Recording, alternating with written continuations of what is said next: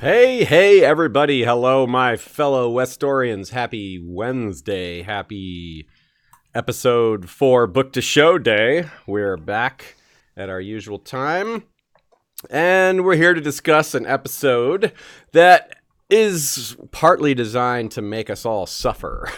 There is suffering, as there often is, over the writing and the expectations and the fact that this is the climax and there's not enough time to resolve things that people want resolved. And that's, that's causing consternation. But also, aside from all that, there's a lot of book implications from this episode and implications from things they've already shown us now that mean a little more. And even if these things are being heavily condensed, well, they're there, and whether we like them or not on the screen, they're giving us a lot of fun stuff to talk about as far as book possibilities, as far as book predictions. So it's got my head spinning, really, and that's a good thing. So I want to know if that's true for y'all as well. And when I say y'all, I mean you guys out there in the chat, but I also mean that to my guests. So, hey, Lady Gwyn, how do you feel about this last episode as far as its book implications?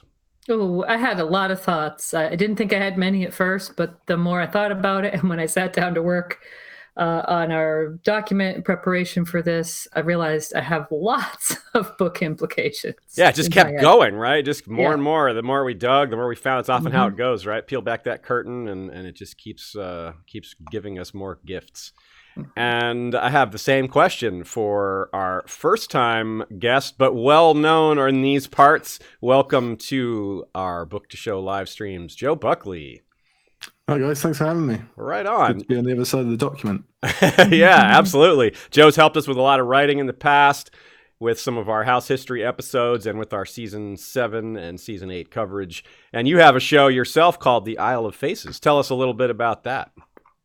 I do. It's just a little show, and it's early days so far, but it's mainly just about showing off the fandom a bit and having some guests on to talk about how they found the series, be that book or show, and how they got involved with the fandom and whatnot. We've had Davos Fingers on, we've had Jinx Lear, Vanessa Cole so far, so it's been pretty fun, pretty good start so far. Absolutely, yeah, and it's a great name for the show too. Isle of Faces is really just the perfect name for your show. That's the best bet. Yeah. Also, you can be found at Sir Buckley, SERBUCKLEY on Twitter, and at your blog is thegrindstone.co.uk. That's right. That's true. Yeah, it should be Sir Joe, really, but I got it wrong in the early days. All right. Excellent. Well, thank you for being here, and thanks everybody else for coming today. We appreciate it. We're looking forward to all the good questions that you often have for us. And we've got a lot prepared. We wrote a lot for this episode. As I said, our heads were spinning a bit.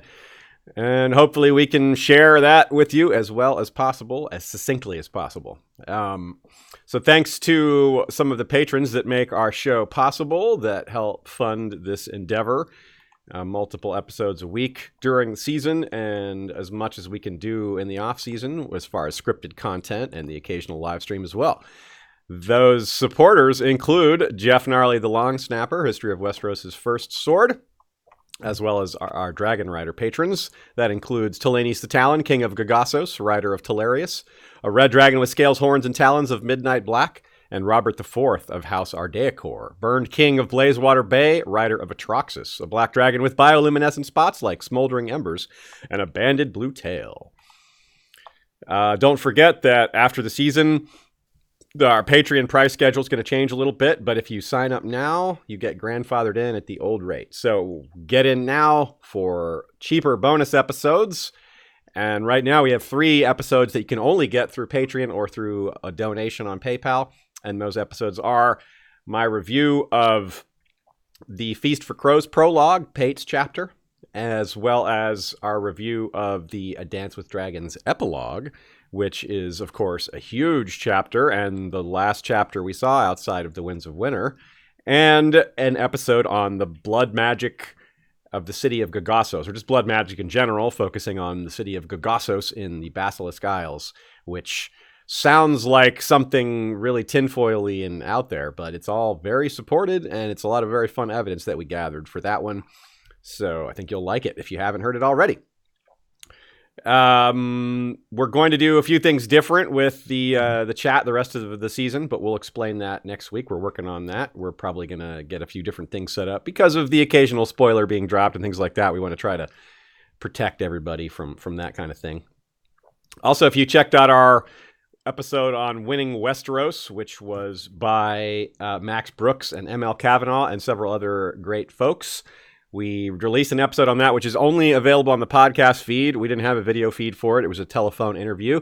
And the book Winning Westeros, well, they sent us a coupon after the fact. So if you heard the episode, this wasn't included. If you've already pre-ordered it, well, you might want to cancel that pre-order and order it from nebraskapress.unl.edu instead. nebraskapress.unl.edu, and use the code 6BWW for 40% off the book. So, yeah, that's why you might want to cancel your pre-order and do this instead, because it's a lot cheaper. If you'd prefer to wait for an audiobook, we're pretty sure there's going to be one. It's not 100% confirmed, but they said they are planning on it. So once we get that, we'll let you know. And that should be fun. So enough of the announcements. Let's get right into it. Like I said, episode was kind of painful and uncomfortable. It's just hard to see our favorite characters go against each other. And that puts us against each other in a lot of ways. And it's just kind of hard to see that, especially because we are reminded that this is a tragedy, and, you see this funeral at the beginning. It's almost like a harbinger of more death to come because, hey, this isn't the end. That wasn't the last funeral. Those weren't the last character deaths. And, hey, we got reminded of that before the end of the episode. So I'll turn it over to y'all. I've weighed in on the funeral on Monday. I don't have anything else terribly new to say, but I want to hear from our guests. So, Lady Gwyn, what did you think about the funeral scene? Well, of course, it was very moving. Basically, what I wanted to say about this with regard to Jon's speech, which felt very much inspired by, Tolkien, or, it was a very... They were going for that big speech moment. He refers to the dead as the shields that guarded the realms of men, which of course is taken right from the Night's Watch vows. But looking at who they specifically show, there's a dead person, one of their dead is paired up with one of the living. In each instance, you got Jorah, Theon, Beric, Ed, all of whom were literally shields to the person that's standing over their funeral pyre. They gave their lives to shield that specific person. Even Lyanna Mormont, she wasn't a one-for-one shield, but she did save quite a few people by killing that zombie giant. So she sure did. They were the embodiment of that, and I found that really cool. Right on. What about you, Joe? I think two things stood out to me on the back of what Lady Gwyn said. Jon's speech, he's got much, much better with his public speaking. He sounds very kingly now, which probably actually hurts him later on. Daenerys is probably eyeing his speeches and thinking he makes a good speech. Good point. And the other thing was just that Sansa puts the wolf head pin or the brooch on Theon before he goes, so he gets to go into the next life truly as a Stark, and he had the thing with the Bran's brooch in the book, so it's a nice little link. Yeah. It feels weird to kind of rate a funeral, but yeah, you give Sansa kind of as the MVP maybe of the funeral. Right. Well, that's a strange concept. Good job mourning there. You were the best mourner. So let's take a few questions. As always, the questions build up in between the episode, and right as we start, a lot of questions roll in, so we try to take care of a few of them right off the bat. I want to re-explain real quickly how we do questions, because occasionally there's a little confusion.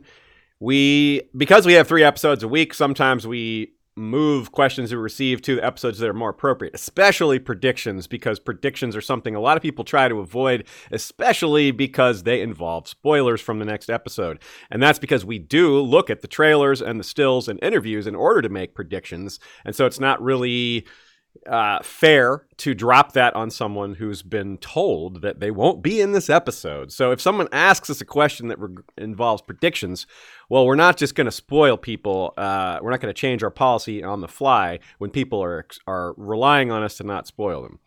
So that is basically how that works. Other than that, we try to take the questions, we try to group them as best as we can on the fly with the topic they belong in, but considering the nature of live streams, we mostly just try to get them in as best as possible. One very popular question we've gotten is a great place to start. Ethan H., Joe L., Marilyn Sand, and others have asked similar questions, all sort of revolving around the future of the Starks and whether they're not or are literally the last Starks, which is, of course, the name of the episode, The Last of the Starks. Well, there's one explanation here that needs to be settled. I think there's a little bit of confusion on how these last names can work. It's not law that the woman takes the man's last name. It's custom, just like it is in the real world. Well, in parts of the real world, certainly, in most of the West, I think that's how it works. It's not forced. You don't have to take your husband's name. It's custom, not law. Same thing applies here, even for these high nobles. Sansa, if she gets married, she can keep the Stark name, and her husband can take the Stark name. In fact, there's an extremely famous example of that, Bael the Bard. Bael the Bard was a wildling, and he impregnated the last daughter of House Stark, and it was the only heir to House Stark. So the line continued through this woman, and we've also got other cases where such as Lady Dustin, where she's the last. She's not truly a Dustin, but she's ruling in House Dustin's name. Basically, there's a lot of wiggle room with these things, and without it, honestly, it's the only way to explain how these families can last for thousands of years is by being able to cheat here and there with and bend the rules. But as I said, they're not really rules. But that's not the same as will there be more Starks later, as in will these Starks continue? Whether or not they can and whether or not they will are two different questions. So I'll turn over the rest of this question to y'all. Joe, why don't you start this time? What do you think about the future of the Starks, Sansa, Arya, Jon in particular, assuming that Bran can't procreate? I think it's probably going to end up something, as you say, where there'll be some wiggle room. There'll be some little clause someone comes up with where whatever happens, the line will continue because it's just one of those things that everybody is so used to, they'd kind of lose their minds if it wasn't around, as we've already seen in the book. So they're going to want that stability. Having said that, if they did all up ending, just completely flat out, it would kind of make sense if they have had this one duty for 8,000 years to protect the North or protect mankind, and then kind of like Melisandre, when the duty's done, so are they. It would make a bit of poetic sense, I guess. Yeah, good point. What about you, Lady Gwyn? Well, it's an interesting idea, especially considering the name Winterfell. So it could be that, there's some prophecy that the Starks have to endure until this moment, has been fulfilled. I think really what you were indicating about Sansa is probably the most likely route for continuation of the name. Would expect that if she's still around at the end, that she probably would marry, continue as Lady Stark and have children in order to continue the family. I think she's the only option, really, if we assume that Jon is going to fulfill his destiny and Arya is going to be, not a lady, no one, like we've seen already in the show. So yeah, she seemed pretty clear on that point. Yeah. I mean, it's possible if there was some sort of long epilogue, which if we were to truly imagine their future and Sansa was unable to have a kid, maybe Arya would be like, okay, for the family, I'll have a kid, but I'm still not living at the house. I'm still not going to be a lady. I'll get that baby and then get back on the road. Shout out to Secret to the Citadel and Azor Hype. I see at least one person in the chat saying they've made their way over here from there, so appreciate that and want to share the love. Also, one of the questions related to the future of House Stark asks that George hinted about the unicorns of Skagos, and which makes us wonder about Rickon in the books, and we wonder if Rickon's fate will be similar, and maybe at the end he will be left standing instead of the way they've done it in the show. You never know. I don't know. Just kind of an off-topic question, but do you guys think Rickon will live in the books, or do you think he's gonna maybe get some sort of fate like we saw in the show with maybe not Ramsay getting him, but somebody getting him? Yeah, I think He's not going to make it. I've probably said it here before. I've always maintained that the name of his direwolf is number one indicator that Rickon isn't really going to be that important to the prophecy. I mean, to the narrative. So, Would you agree with that, Joe? Yeah, I think even if he did come back, he's probably they've all kind of had something of themselves robbed. He might come back too wild like he was already, or super aggressive or something. So it could happen, but I wouldn't bet money on it, no.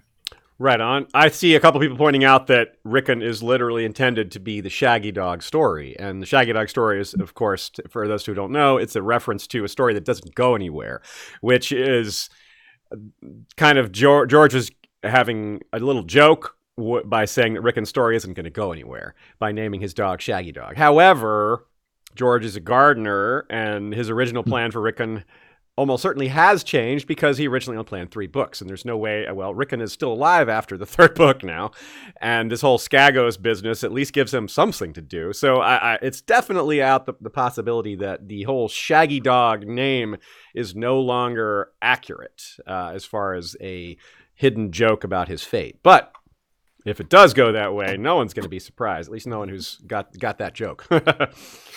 Okay, next one is from The Prince That Wasn't Promised. Aemon had to become a maester, then take the Black to stop it. Now that's referring to Jon taking the Black to, when we talked about Jon abdicating to Daenerys to kind of remove any claim issues that might be out there if he were to, declare his claim is null and void. Now, that's true. Aemon did that. He didn't necessarily have to. He took that step to help his brother, but we also have a counterexample of Duncan, as in the Duncan from Jenny's song, who he abdicated being heir, but didn't go off somewhere. He didn't go hide at the wall, or, he died at Summerhall, so he was still hanging around court. What do you all think about that? We're going to obviously talk a lot more about Jon and Dany later in the episode, but do you think that's even a valid solution in this case, whether or not they go there or not? Joe, you start this time. Yeah, we're going to talk about it a bit later, so I won't go into too much, but it's I could definitely see there being other options in the north direction. Tormund hints at it a little bit. Don't really know if we can't really apply taking the Black. We don't know if there's any Black to take really anymore. So we'll have to wait and see what the situation is at the end. But yeah, we'll get into it a bit more later. Right on. Lady Gwyn, what do you think? Yeah, I think that this is definitely going to be on Jon's mind because he'll know this story. So, and when it comes to considering his options, he'll think about this story from the past where someone had to kind of really remove himself hard from plotting and everything. Right on. Surrounds that. Comment from Karen Pierre. The death of Missandei for Dany is equivalent to the death of Jacaerys for Rhaenyra. When Lucerys was killed, she was depressed, and when Jace was killed, she went Mad Queen. That's not a bad take there. I think it's interesting to look at the different reactions and to look at Rhaenyra. In fact, we have a big section near the end on how we used to compare Cersei to Rhaenyra and how we're starting to see Daenerys fit into this sort of triangle as well, and Rhaenyra is sort of the touchstone between them because she had kids and dragons, whereas Cersei and Daenerys had one or the other, but they all died and they all had severe trauma and descent into problems that we'll definitely get further into later. From Sobenri KS, will Rhaegal do like Sunfire? # surprise not dead. Well, I have this little green dragon right here that went, oh. Well, yeah, I don't think he's coming back. But that would be fun, I like thinking of Sunfire there. That's a clever thought to imagine a dragon that seems dead coming back, because anything we see in the past in those stories is on the table to come again, because we know George likes to do that. So I like this pattern of thinking, but yeah, don't think we'll actually get that happen. Acre Frey, do I spy a new guest? Get him to say the thing. Well, we know what the thing is, don't we? Are you ready, Joe, for some Celtic timepieces? Do tell me. Well, you have to say Irish wristwatch 3 times fast. Irish wristwatch. Iris wristwatch. Iris wristwatch. Oh, I got really bad toward the end, didn't it? The last one wasn't good. Well, that is how it's supposed to go, you know. I do better doing it backwards, I think. It's a tongue twister. Well, the tradition continues. From Nathan Hayland. Love the show. Keep it up. Thank you, Nathan. Appreciate it. We will definitely keep it up. From Sir Matthew of the House Begonias, just showing some love before my phone dies on my train ride home. Well, we appreciate you watching us on the train. We definitely love to hear about all the various fun places people are listening, because you never know. There's all sorts of creative and strange places people are when they're tuning into a podcast that you just wouldn't have guessed, and we like hearing that. It's very fun for everybody. For opinions on this new Dorne Prince, asks JTA. Actually, we've got a whole section on that, so let's hold off on talking about that. We definitely have some thoughts on it. Priscilla N. Hey, shout out to you, Priscilla. Thanks for that. And Fred Targaryen's Uncle Daddy with a very random number donation. We appreciate that. Don't see a question. Okay, so moving on for now. Celebration. It's first they have a celebration. Well, not a celebration. They first have an event for the dead, and then a celebration for the living. It's kind of nice for a little while. It's a reprieve from further acrimony, and it's very human to, drink to the dead, and of course it's a bit of a farewell too, isn't it? There's a lot of people that aren't going to see each other again after this, even if it's not due to them, one or both of them dying. It's just, well, they're going back. So in some cases, they're going back to their lives. So let's start with the life of the party. Tormund, and maybe his new pet, Ghost, who a lot of people have thoughts on Ghost, so you weigh in on both of those things. Lady Gwyn, start with you. Well, I'm going to say, I think Tormund might survive in the books. I always wonder if George told David and Dan the fates of minor characters, when he gave him this sort of bullet point breakdown of how things ended.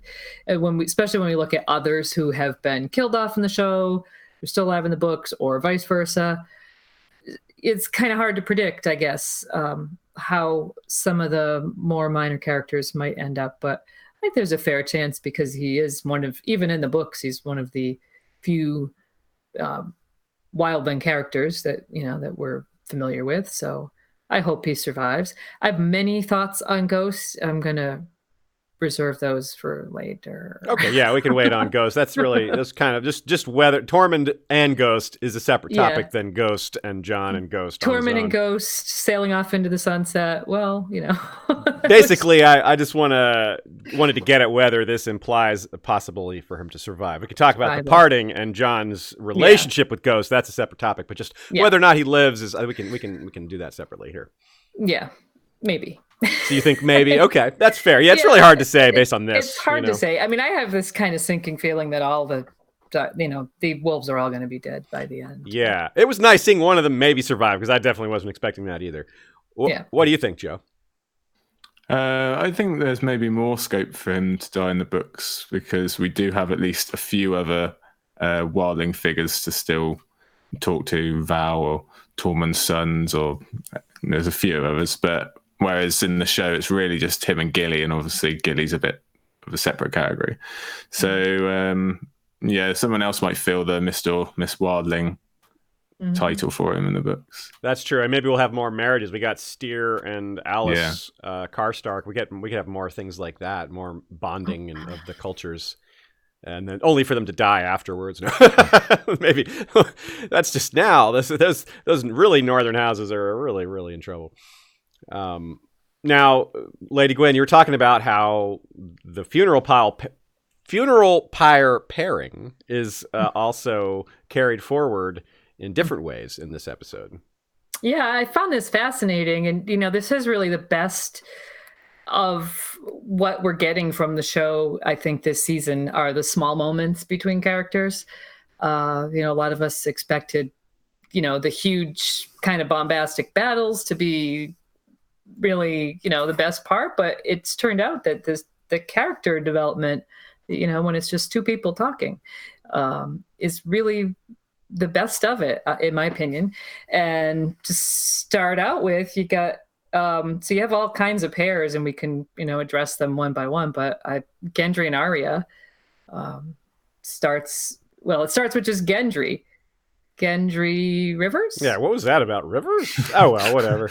I don't know. Yeah. Clearly, we all know. We'll move past that. He's Gendry Waters.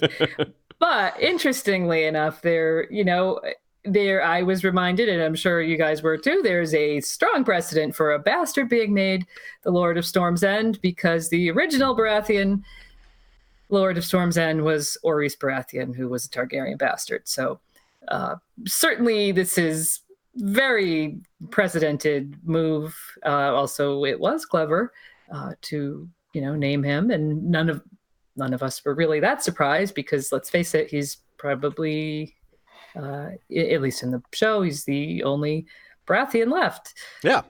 So there we go. But interestingly, and we might talk about this later on, is I found this was sort of echoed later when Bran was talking to Jaime and Tyrion about the origins of the great houses and how they're all kind of like, bastards and whatever, it's none of that. They didn't all just come into the world in silks and with silver spoons in their mouths. It's a great point. That moment, I think a lot of people didn't like that scene a whole lot, and it definitely has some issues, but that was there was some depth there in that part of it. He was right. Like, there was some truth, and there's some very hard truths in what Bran was saying. And it was a good catch of you. Good for you to catch that here. And we have more on it later as well.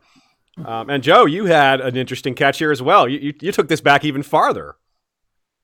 Well, yeah, I just thought HBO maybe taking an opportunity here to get some hints to their prequel talk. We know that there's talk about Lan the Clever and all the original people of the houses. So maybe they're just starting to turn people's minds to how. Oh no! Do we lose him? Yeah, he's frozen. Okay. Oh, am I done? Oh no, you're back. You're good, but you were frozen. I'm back. Trying to turn people's minds. That emotion. Yeah.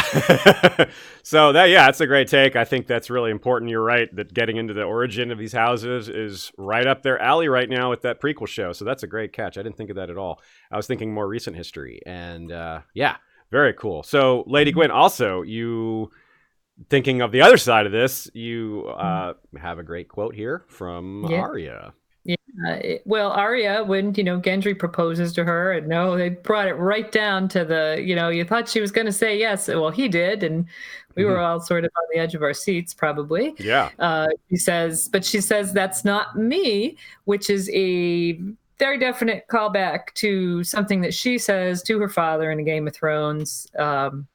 What he's talking to her about her future, and she's kind of expressing that she wants to be.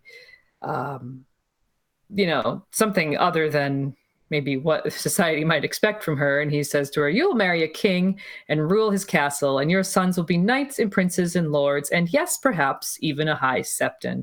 And then Arya screwed up her face. "No," she said, "that's Sansa." Yeah. Not me. She's not a lady, even at 8 years old. You had a strong reaction to that one, huh, Joe? I definitely clapped when I heard I say that on Sunday. You can ask my wife. I definitely started clapping. So you have some thoughts on Gendry here as far as this whole situation goes? Yeah, very happy for Gendry being named Lord of Storm's End. I don't see it going quite so smoothly in the books as a simple naming and send him off to the Stormlands where he's never been or met anyone or knows anyone. Yeah, right. Especially since they all actually know a different Robert Baratheon bastard, and if we're going to start legitimizing one, why not the other? And it all gets a bit complicated. So maybe he needs someone who does know the Stormlands and does know the Stormlords. He's been paired with our favorite vegetable knight in the show. don't really see them crossing paths in the books, probably, but maybe they do, and maybe that's how he gets down there, but definitely not so simple as it's happened this time around. But interesting, though, going by our law of conservation of characters, if we're talking about Edric Storm, he is also closely tied to Davos in the books, so this could be a hint at what's coming more for Edric. Oh yeah. Good point. Yeah, it's a great point to mentioned that there's a lot of Robert's bastards, and they definitely bent things around with again the law of conservation of characters to give Gendry the roles of several of those bastards. So that's a good point. I think that Davos and Gendry as a pairing at the end also is something I hadn't thought about. That's a great idea. You're right that Gendry has no clue about the Stormlands. Davos was very capable to Stannis and Jon, and that would be a perfect epilogue for him. So if he lives, well, he's got a job, and that almost makes him more likely to live. They have a very easy job to give him. So I don't know. Meta reasons, I feel slightly better about Davos' survival chances now. And he is a survivor. He really is. So if we think about it now, it's funny thinking about the way this could go in the books is much more complicated. But right now in the show, if you really think about it, Gendry is kind of the open heir to Dany right now. Obviously, if you take Cersei out of the picture, because she is currently on the Iron Throne, you can't really claim the Iron Throne while she's on it. But because right now Jon's secret is still a secret. Well, it's of information according to Varys, but the information hasn't become known widely yet. So right now, Gendry is like, hey, if he were to turn around and just kill all three of them right there, he could be, I'm king now. I'm the Baratheon. We're the closest related to the Targaryens. Haha. Didn't see that coming, did you? There's the twist ending we all, none of us saw coming. That we all need. Yeah. So, yeah, a little more on some of these things later, but let's talk about the next pairing. And Lady Gwyn, talk to us about Sansa. Yeah, I won't go on and on and on because, you might expect from me, I have a lot of thoughts about this. But we talked about it last week, and I'm happy that we got some kind of interaction or resolution. They really had to do it because, book stuff aside, it had been set up in the show that there was a connection between them, and it was sweet on some levels. It wasn't everything I ever wanted, but what I found interesting about it is the way they highlighted the thing they did well. They highlighted how Sandor is really plagued with guilt over not saving her when he left King's Landing and not taking her with him. And you get in the scene, Sansa really, just with very few words and a gesture, she puts her hand on his. She absolves him from that guilt so that he can go on to continue to conclude his unfinished business with his brother. So to tie this into the books, you see when Sandor's with Arya in the Riverlands, and they find out that they hear the story of what happened to Joffrey.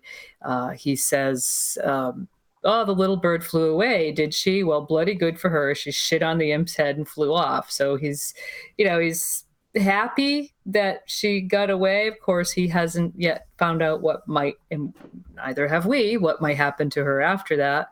But later on, he indicates, in a very Sandor-esque way, what his level of real guilt and inner rage is when he says to Arya privately, "I should have taken her," and he says, "I should have taken her and done bad things with her." But basically what he's saying is he should have taken her by force out of King's Landing to get her out of that situation rather than leave her for the imp or for whatever her fate ended up being. Yeah, so it's very much guilt. There's a lot of guilt there. Yeah. Yeah. So I did feel good at least about that he got to have that absolved, and Sansa said it's okay. Yeah. What did you think, Joe?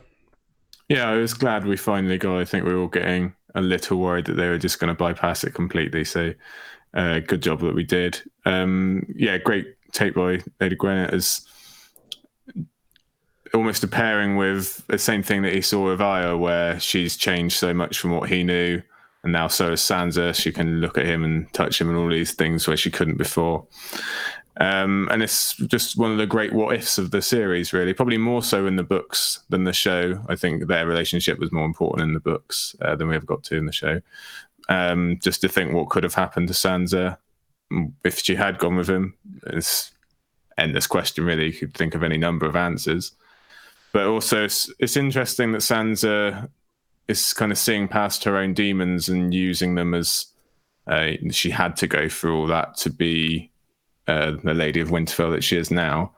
I wonder if we'll get her doing the same thing in the books. Obviously, we hope that she doesn't have to travel the exact same road she did in the show. But if that's how she eventually deals with all the stuff that's happened to her, it'd be interesting to see. Yeah. And yeah, like you guys said, they talked about Ramsay, and it's I can't remember him laughing. He's maybe at one or two times where he did, but he actually laughed at the notion of hounds ending Ramsay. Yeah. And I'm not sure that he's. It's like the hound laughed. That's really notable. So that's a reasonable resolution, and expect for as far as TV show expectations for handling Sansa Sandor, it's probably a pretty reasonable expectation for what we actually got. But talking about something more painful, talking about painful things, Jaime and Brienne.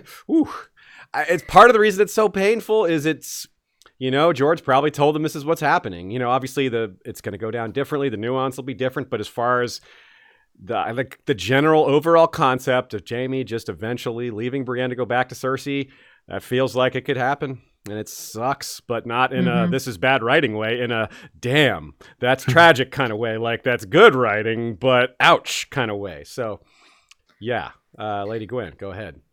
Well, just a couple of things. I was reminded of Jaime's dream from A Storm of Swords, where Brienne is with him underneath Casterly Rock, and he looks at her, and in his dream he thinks, in this light she could almost be a beauty, in this light she could almost be a knight.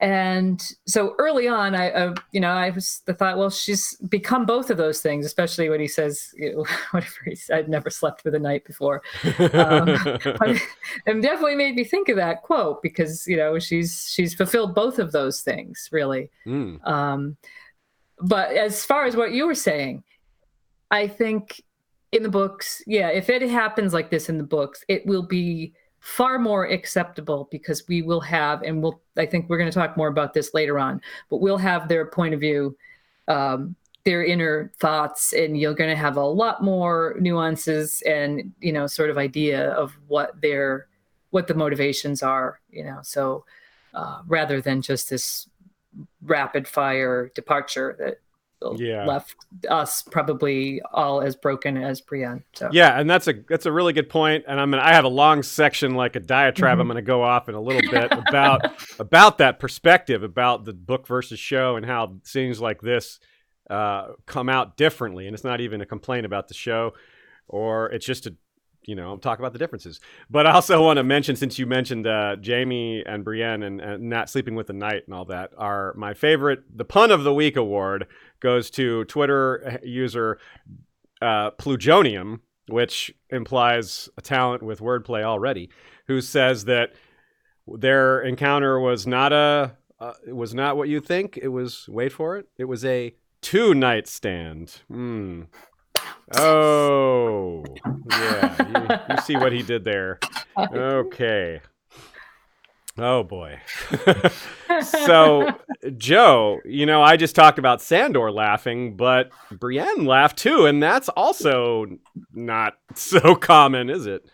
No, it was so sweet and yet so bitter, wasn't it? The whole story of these two. I think in the books we maybe see Brienne get a little drunk, but we definitely don't see her as happy as we had in this scene. It was a real treat seeing Gwendolyn Christie make these faces, and there's one with ale kind of bubbling out of her lips as she's smiling at Tyrion. And it was brilliant stuff. And then we kind of get the complete opposite when we see her break down and cry later on. So they give it to us and they take it away. They really do. Like to do. Yeah. That's a good way to put it. And so quickly. And that's the thing you're saying, Lady Gwyn, it's not going to be they get together in one chapter, then the next chapter they're done. That it's going to take more time than that. So that's kind of the equivalent here. So are we kind of in agreement this is not unlikely to happen in the books? Obviously not weighing in on the differences, but the high points. Is there any disagreement there? No. Guess not. Not from me. Yeah. No. Now, here's another twist, though. We hear now in the show a lot of people hoped that Jaime was saying what he needed to say to keep Brienne from following, to keep her back. In other words, to save her from putting herself at risk. In other words, they wanted to see it somehow as selfless, which, that's a reasonable take. But from Nikolai Coster-Waldau's thoughts from his interview, no, that's not what's driving him. It doesn't mean he's not going to change his mind. Doesn't mean he's not going to kill kill Cersei. Or himself. He can kill Jaime. But it still begs the question whether or not his intent was to keep Brienne from following. That doesn't actually impact whether or not she's going to.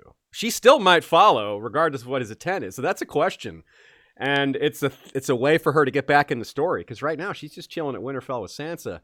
And if she goes after Jaime, then she'll be involved. And if she doesn't, I don't know what she's going to do. So both of y'all, Joe, you first. Do you think maybe Brienne heads south after him and gets involved in the final battle stuff?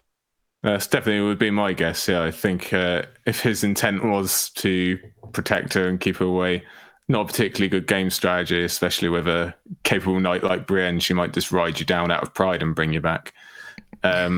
And yeah, like you said, I don't know really what else she could do otherwise. I could see there being a conversation with Sansa about her having protected Sansa and Arya. So maybe she gets released formally from the oath, or maybe they even swing it that she is following Arya to go and protect her. So there's a few avenues she could get there. I didn't think about that. What do you think, Lady Gwyn? Yeah, pretty much the same. Let's just say it would be a real shame if she doesn't, because I think it would be a waste to not have Brienne somehow involved in the denouement. But she's obviously would have to have that conversation with Sansa, because she takes her oaths very seriously in her promises. So she's not going to just take off kind of the way Jaime did, or even the way Arya did. She would have to be kind of formally released. So to see if that happens, I would expect it would have to happen early in episode 5. Right on.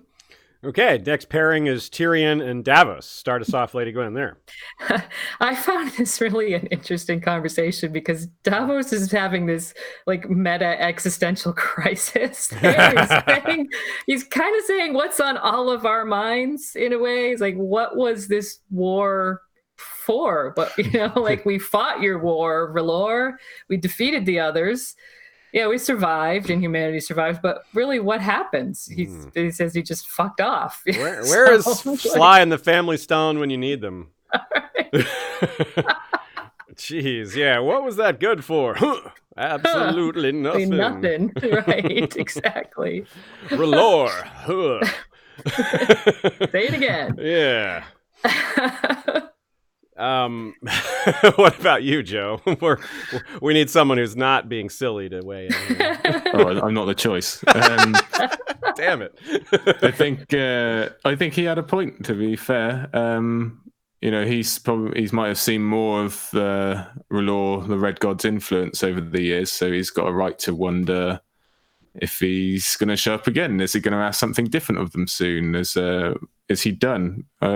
It'd be really interesting in the books where we might get a bit more time to discuss these kind of things. And if we get an after the other's threat, was R'hllor like Melisandre? Was his whole purpose to defeat Night King, the Great Other, whoever, and is now no longer in existence? Is the duty done? So it'd be quite interesting to see if we do ever get to an actual after point in the books. Yeah, if we saw some ash raining down from the sky, we'd be like, was that R'hllor just doing what Melisandre just by did? wave? Yeah.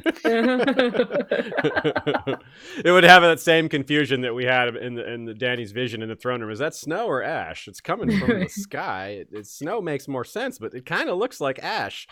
Well, speaking of that, we're pretty sure it's ash now. Yeah. That conundrum got resolved, I think. We have yet to see it fully, but we're on our way. It won't be long now. Okay, so Tyrion and Bran. Yeah, Lady Gwyn, you got a lot of thoughts on this one. I want to hear you go off on this. I like what you wrote here. I did. When Bran, they were just talking and having their Tyrion and Bran chat, and I still wonder what they talked about last week or week before, whenever it was. But here, Bran says to Tyrion, "I live mostly in the past now." And I found that really very chilling, because remember that he's the last Green Seer now. In the books, that was supposed to be Brynden Rivers, Bloodraven, but really he's passing on his mantle to Bran. So Bran is the last Green Seer. And in A Dance with Dragons, Bran goes exploring in a place where he's not supposed to go, and he finds a kind of hall underground, another sort of sub cave deep down, and this one is full of singers enthroned like Brynden in nests of weirwood roots that wove under and through and around their bodies. Most of them looked dead to him, but as he crossed in front of them, their eyes would open and follow the light of his torch, and one of them opened and closed a wrinkled mouth as if he were trying to speak. So kind of, thinking that's the fate of a Green Seer, and we know what Bloodraven is in the books. This is a very sad ending for Bran, if that is what he's going to become. And especially if he knows that is his fate, right? Mm-hmm. I also want to say that for the first time, I realized how reminiscent these Green Seers are of the Undying Ones that Dany comes across in Karth. And if I just read the brief description of them, it says, through the indigo murk, she could make out the wizened features of the Undying One to her right, an old man, wrinkled and hairless. His flesh was ripe violet blue. His lips and nails bluer still. It says, even the whites of his eyes were blue. They stared unseeing at an ancient woman on the opposite side of the table, whose gown was of pale silk, had rotted on her body. And it notes that, none of them can really talk. They're all just sort of in this, almost, they talk to her, but they're barely alive. She thinks they're dead. That's a great point. I mean, I've noticed that some of those similarities before. Certainly people have noticed the similarity between their trees, their blue-black trees and the werewoods. Mm-hmm. But I never really caught the one detail I didn't catch before now is that the barely speaking, whispering part. That just makes it all even a little extra, adds a little 5% more chilling. Up the chill factor. Joe, what do you think here? Lady Gwyn had some great thoughts, but you had some different ones too. I think chilling is definitely the word. You have the party going on, the revelry, and then there's Bran just reminding you he's got this horrible life to live. He's still young, he's still preteen teenager. Maybe he does know, if he gets to Aemon's age or something, and he has this whole life of not actually living. I really did want Bran's storyline to come up again if the Night King came back or the White Walkers. Doesn't look like that's going to happen. I've made my peace of that, but it does just make it even more tragic that he's served. If he knows he's just had this one purpose and that's done, what else is there? Links back into Davos again. And it's just got me on this line of thinking that maybe the Stark children's destinies, they do talk about destiny in this episode a bit, is just tragedy. We've said about Sansa, we see Arya going off and not wanting to come back, and we all know about Jon, and obviously we've already had Robb and Rickon, so maybe it does tie in with that whole thing of they're all just destined to not do very well, and it would kind of be quite Georgish to have that subversion, given that we open the book and the show with them being the happy family, and that's not normally what happens to the main family. So that's true. And if we think really deep as to what we might get into in the books with some sort of Stark connection to the others, it might be that the Starks are part of that old world that has to die out for the new world to be born. If they're, part of this ancient magic that's maybe culture needs to move away from, that the old gods have to be, they should stay the old gods and be forgotten because they're tied to this stuff that brought the long night. And maybe part of the solution is leaving all that behind in the end. And that might mean, that might tie to the Starks themselves. So what a horrible thing to be stuck in the past when everybody else is trying to move forward. And speaking of being stuck, the party not only turns a little sour by thinking about Bran, but Dany's moment. I'll start off with a question from Lady Airdross, and she says, what did you guys think about the parallel between the scene with Jon and Dany, where Dany talks about how they love Jon, and that she used to have people looking at her like that? Thinking back to the scene between Viserys and Jorah, where he talked about how people loved Dany during the Dothraki, like no one had ever cheered for him. I did not catch that. That's a really nice parallel. Also, she says... Also, the scene between Sansa and Tyrion, where she asks him, what if there was someone else? And the scene between Dany and Jorah in season 1, where Dany asked that regarding Viserys. And yeah, great. She says, I'm loving the callbacks and mirroring the end with the beginning. I am too. I think that's in some places that's being lost in the shuffle amongst the complaints about expectations and other. And I'm not saying there aren't valid criticisms. I'm just saying that sometimes the criticisms drown out some of these fun, cool details that we miss because we're angry. Let's be honest. No one's at their most intuitive and aware and alert when they're angry. That's just that's human. So now I'm going to get into this. This is earlier when I said that I had a little bit of a diatribe prepared, and I think this is where I want to land this here. A lot of the consternation contributing to arguments and stuff is related to some of these book to show concepts. And I don't mean plotting and expectations. What I mean is the nature of the medium. Shout out to Our Lady of Castle Carahelm, who really got at this topic really well on Twitter, and it got me thinking about it. It's just it's a flaw of TV, not a flaw of the medium in so much that it doesn't have other great things about it. But the difference between it and the POV style, meaning you can be really, really certain about someone's motivations when you're in their head. You get near absolute truth when you're in their head because you see it. You get their clear motivations. You know for sure what they're thinking. In a show, when, using Jaime as an example, we don't know whether his motivation is to drive Brienne off to protect her or whether he's legitimately just wants to go back to Cersei and full of self-loathing, or if it's somewhere in between. When that chapter happens in the books, whatever eventually, however it plays out, we'll have certainty, or at least a lot more certainty. And yes, characters can lie to themselves, but we can see them lying to themselves in their head. It's still easier to tell if they're lying to themselves if we see into their head than versus if we don't. Sansa is a really perfect example of this as well. People who have not liked Sansa for a while can very easily look at the way she's behaved in this episode and the previous episodes and see negativity, see bad things. They can see scheming motivated by ambition. Some people think who love Sansa are more on the side of she's motivated by concern for her family and the North. Honestly, I feel like the truth is probably somewhere in between. She's been traumatized by people who are major schemers, and she's seen how that rules the world and how important it is to use those means of power to protect oneself and one's loved ones.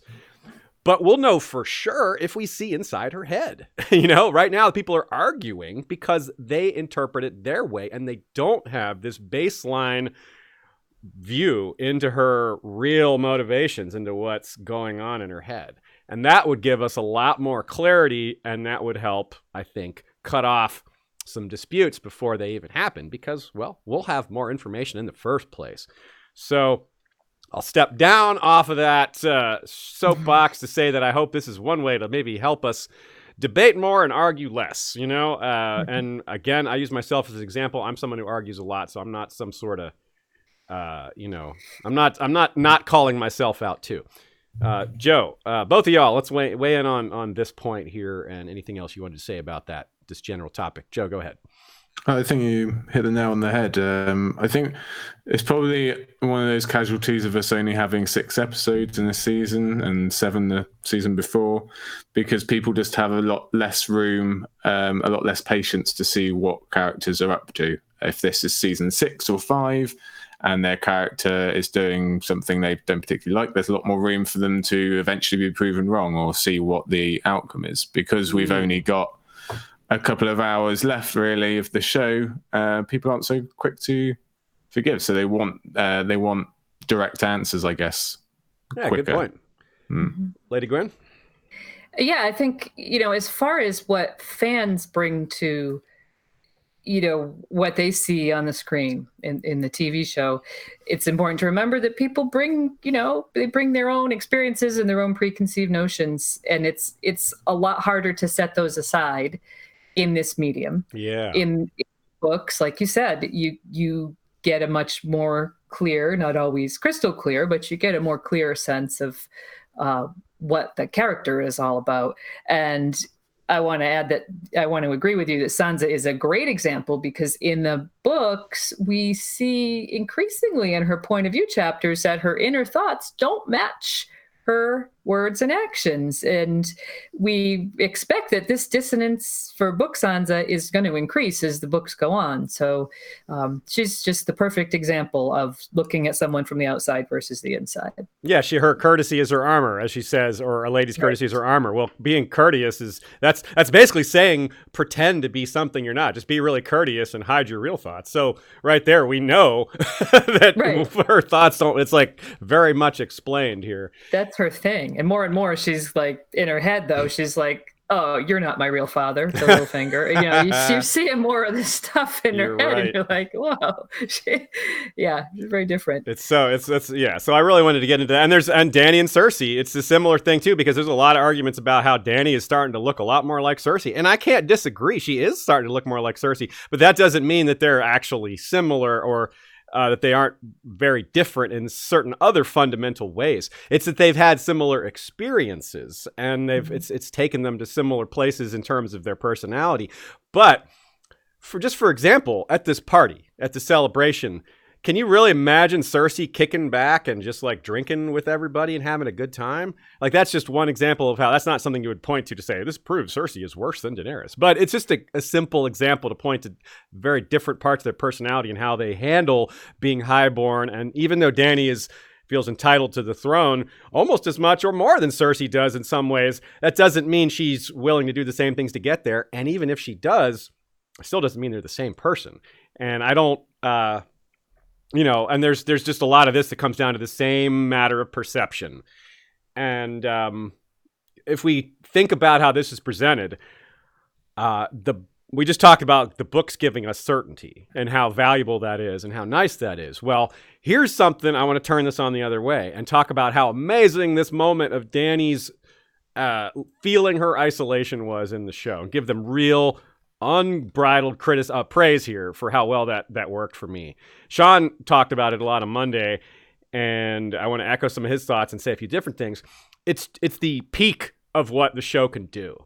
It's because it had no dialogue. There's no words. It's completely the opposite of what a book can do. There's no, like I said, there's no words. Nothing you can read. Nothing like that can translate to a book. It's the best parts of a show. You've got the slowed down perspective that really shows you what's happening, that gives you a sense of what's going on in her head, that shows you the isolation, the music, and the acting. None of those things can be in a book. George can write this scene amazingly. I bet he will write it amazingly. He'll probably do all sorts of awesome stuff that we haven't been able to imagine in the way he puts it into words. But it's still going to be different than music and acting and camera work and cinematography. So it's like playing to your strengths. When the show plays to its strengths, it's great. And I wish it did more stuff like that Dany moment. And it, gives us great cinematography. Likewise, George, well, he knows his strengths. He's a veteran. And Lady Gwyn, you had a thought on what we'll get, one thing we'll get from this in the books. A much better description of the food at the feast. Yeah, we hardly got anything. The show all they gave us was a little hidden coffee cup or something. That's right. Probably no Starbucks in the books. But... Starbucks, I believe someone in the chat said. I can't take credit for that one. So, and playing to your strengths, going back to that concept, it's a theme of this episode. Or, put another way, falling back on old habits, kind of going back to what you used to be. These concepts kind of are well linked in this episode. You have Dany's isolation is leading her to be more dispassionate, more maybe less human and more dragon. And if we recall, that is what Olenna and Ilaria and Yara wanted her to do right off the bat. And other people talked her out of it. And what happened? Olenna and Ilaria were kind of proven right. When Dany stopped listening to Tyrion after a series of failures and went full offensive, that's when we got the loot train battle, and that was a huge win. So not only is Dany emotionally driven to bring fire and blood, strategically it's proving to be more effective, which is kind of harsh and tragic, but hey, it's the proof is there. Ah, man, it's hard. Joe, what did you think about that? Yeah, it comes back to Tyrion a bit and his advice, and when it's ignored and when it's been accepted, and either way, it's not really worked out too well for him. It's kind of occurred to me that he's kind of looped back to where Ned was as hand, where it's the difference between you are a good hand or you're a good man being the hand, and you actually put Tyrion and Qyburn up against each other later, and you can see which one's which. Yes. Definitely, we'll talk a bit more about Dany and Missandei later, but you can definitely see where she's coming from. She's had all this frustration built up, and she's basically completely alone now. You can see why she's on the road that she's now on, apparently. Yeah. What about you, Lady Gwyn? Any more thoughts on this? No, I basically agree with what you guys are saying. So. Yeah. Well, and just an example of just a rundown of people falling back on old habits. Not all the habits are bad, but a lot of them are. Maybe most of them are. Jaime, obviously, going back to Cersei is the ultimate bad habit, really. Tormund going back north, that isn't a bad habit unless he goes back to raiding. I wonder about that. Jon, there's no one in the north to raid right now, really. Jon goes right back to fighting. That's, kind of typical for him. Sansa's going on to scheming, politicking.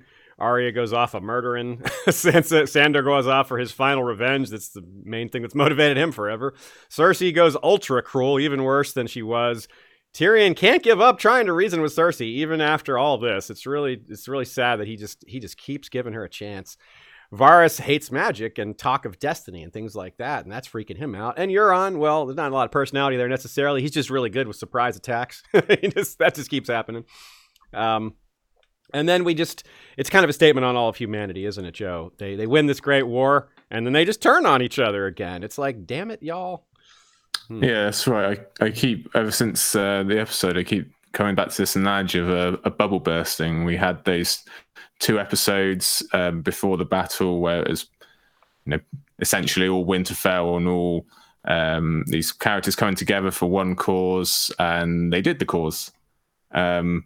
And now that's over, and they've kind of all realized that they still have all these desires and motivations and things, and because there's so many of them and they're so interlinked, they obviously can't all have it, and more likely they'll get the opposite of what they want. So I think they're just coming to that realization, and it's just kind of thing. Oh yeah, we've actually still got to live our lives. I figured we will all die. Yeah, and living our lives involves fighting each other. Well, yeah. Does it really I have to remember be what that life way? is now, yeah.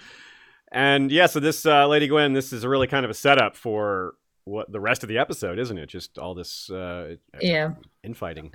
Yeah, all this. So the final kind of pairing, it's the conclusion, I guess, of the feasting half of the episode. Is you see all these couples or whatever, and then you get Jon and Dany, which completely sets up the conflict that's going to happen, later in the episode. They're seen together, which starts out like looking pretty good, and then ends pretty badly. Pretty bad, yeah. And Joe, you had some thoughts on Jon's isolation versus his ability to handle what is probably now coming. Yeah, it's about Jon and Daenerys both, linking it back to Maester Aemon again. In the show, he's before he dies, he says about Targaryen being all alone and how terrible it is. He doesn't say that specifically in the books, but he pretty much lays it out for Sam on the Cinnamon Wind. And we see Daenerys, I think it gets across, like you're saying, the scene is so good that it gets across how lonely she feels in that one moment. You feel loneliest in a crowd, it's said. And she looks over and sees family, the Lannisters, being together again and laughing, and sees Jon with his friends laughing again. Tormund's being extra loud with the man and the king talk, and she gets a little cheer for being queen. but then it gets kind of crushed by Arya's chair, fairly. But, yeah, fairly. Yeah, it just kind of, it removes her from both celebration and... Frozen, if you can hear us, hopefully. Lady Gwyn, you take over. Looks like Joe cut out briefly there. Yeah, he's just frozen. Okay. Well, I was. We touched on this earlier, but I going back to the reference to Aemon Targaryen in this scene, first of all, I want to say I was impressed with Dany because she was quite honest and to the point at first with Jon. She spoke what she was feeling there to him, and in terms of the Jon, his claim or hiding his claim or trying not to let anyone use it against him, which she points out they will do. It is very similar to Aemon Targaryen's reasons for taking the Black. Not an exact analog, like we said earlier, but he had to remove himself from the plotting. It's something that we know will happen whenever there's an alternate heir. If people are unhappy with the one monarch or heir, they're going to back the alternate. And, it's something that Jon in books will certainly be aware of because, he had these conversations with Aemon Targaryen. So right on. Okay. Yeah. Well, let's talk about Ghost for a minute. It's a very, very different relationship for Ghost and Jon in the books. He's a real pet, in the books. He's Jon's comfort. He's a huge part of Jon's personality and his identity. And I acknowledge there's some serious challenges with real wolves and filming, but the show seems entirely unwilling to use workarounds and to spend on it. It's fine. They keep saying, "Oh, we don't have the budget for it. We'd rather spend it on other things." But at some point, well, and I guess that point it's too late now, that they could have spent some cash on giving us some of this. But oh well, yeah, it's a good example of when people point to them selling out story for spectacle. Well, this is a pretty good example of that, because it's a recurring one that they just keep not doing. And you kind of understand why people are frustrated about that, because almost everyone loves dogs, and you want to see this real relationship portrayed. It's authentic, and we just don't get it. So it's too bad. Lady Gwyn, give us your thoughts. Yeah, I mean, Ghost is definitely one of the biggest things people are talking about, right? If you're on the internet, everyone is very, very irate about Ghost. David Nutter has weighed in on it, and we've seen these sort of the budget and the green screen, and there are definitely workarounds that could have been used. But okay, moving on from that, let's talk about Ghost and why he's important to Jon. He's been with Jon from the very beginning, the first chapter of the books, the first proper chapter. He's been his protector. He was in the early days in the Night's Watch. He was by his side, kind of protecting him from bullies. He helped him save Jorah Mormont from the whited Jaffrey flowers. He was kind of his sidekick when Jon was with the wildlings, making him more imposing and really kind of also being a protector again. He found the horn in the Dragonglass cache, which is going to could be very significant. And we'll talk maybe about that later or in another episode. You might be saving that for Saturday. Yeah. He helped Jon decide to reject Stannis's offer of Winterfell, the condition of which was, reject the old gods. So he basically saved the Winterfell heart tree. And if we're right about Jon's resurrection in the books, Jon might actually end up living in Ghost for a while. So there's a quote where it really, I think it's in Jon's point of view, him thinking about Ghost as more than a friend, closer than a friend. He says Ghost was part of him. So really, they're just, really two parts of a whole. So it's beyond pets, they're so merged in the books. And you came back at the right moment. We're right back to where So we were talking about, we were just talking about Ghost and Jon. So what did you think about this whole business? Yeah, apologies for that. It's the first time it's ever rained in England. I don't know what happens. Yeah, Ghost. There's a good argument that all this does actually kind of happen in the show. It's where my headcanon's gone. When we see Jon's resurrection, and he's sleeping next to him, he has that little stir before Jon does come back. So there's obviously, it's not confirmed in the show, and they're not going to do it now. But that's where I like to take my head, that Ghost definitely had something to do with that, and it wouldn't have worked without him. So yeah, definitely.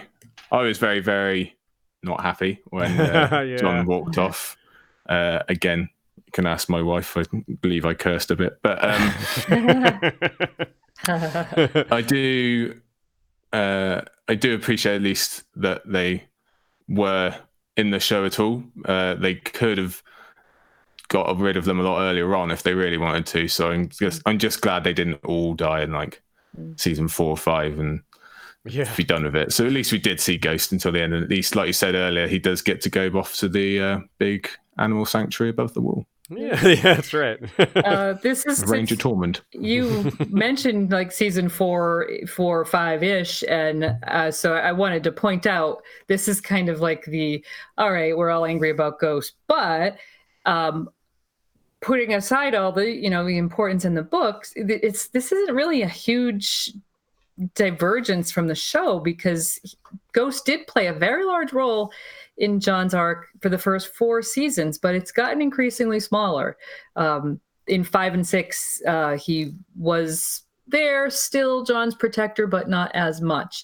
And then late in season 6 onwards, we see Ghost being kept away, and it's framed as being for his own protection. Jon's keeping him kind of out of the line of fire, I guess, which gets getting back to the budgetary constraints, because that happened kind of in sync with the dragons becoming more important. But Ghost, there's another reason why Ghost leaves Jon that is purposeful, I think, within the narrative of the show. The separation feels very final to us and very, very wrong. And I don't mean like the show is doing something wrong. I mean, it feels like Jon is doing something wrong. Yes. Later on, Sansa's going to say to Tyrion, the men in our family don't do well in King's Landing.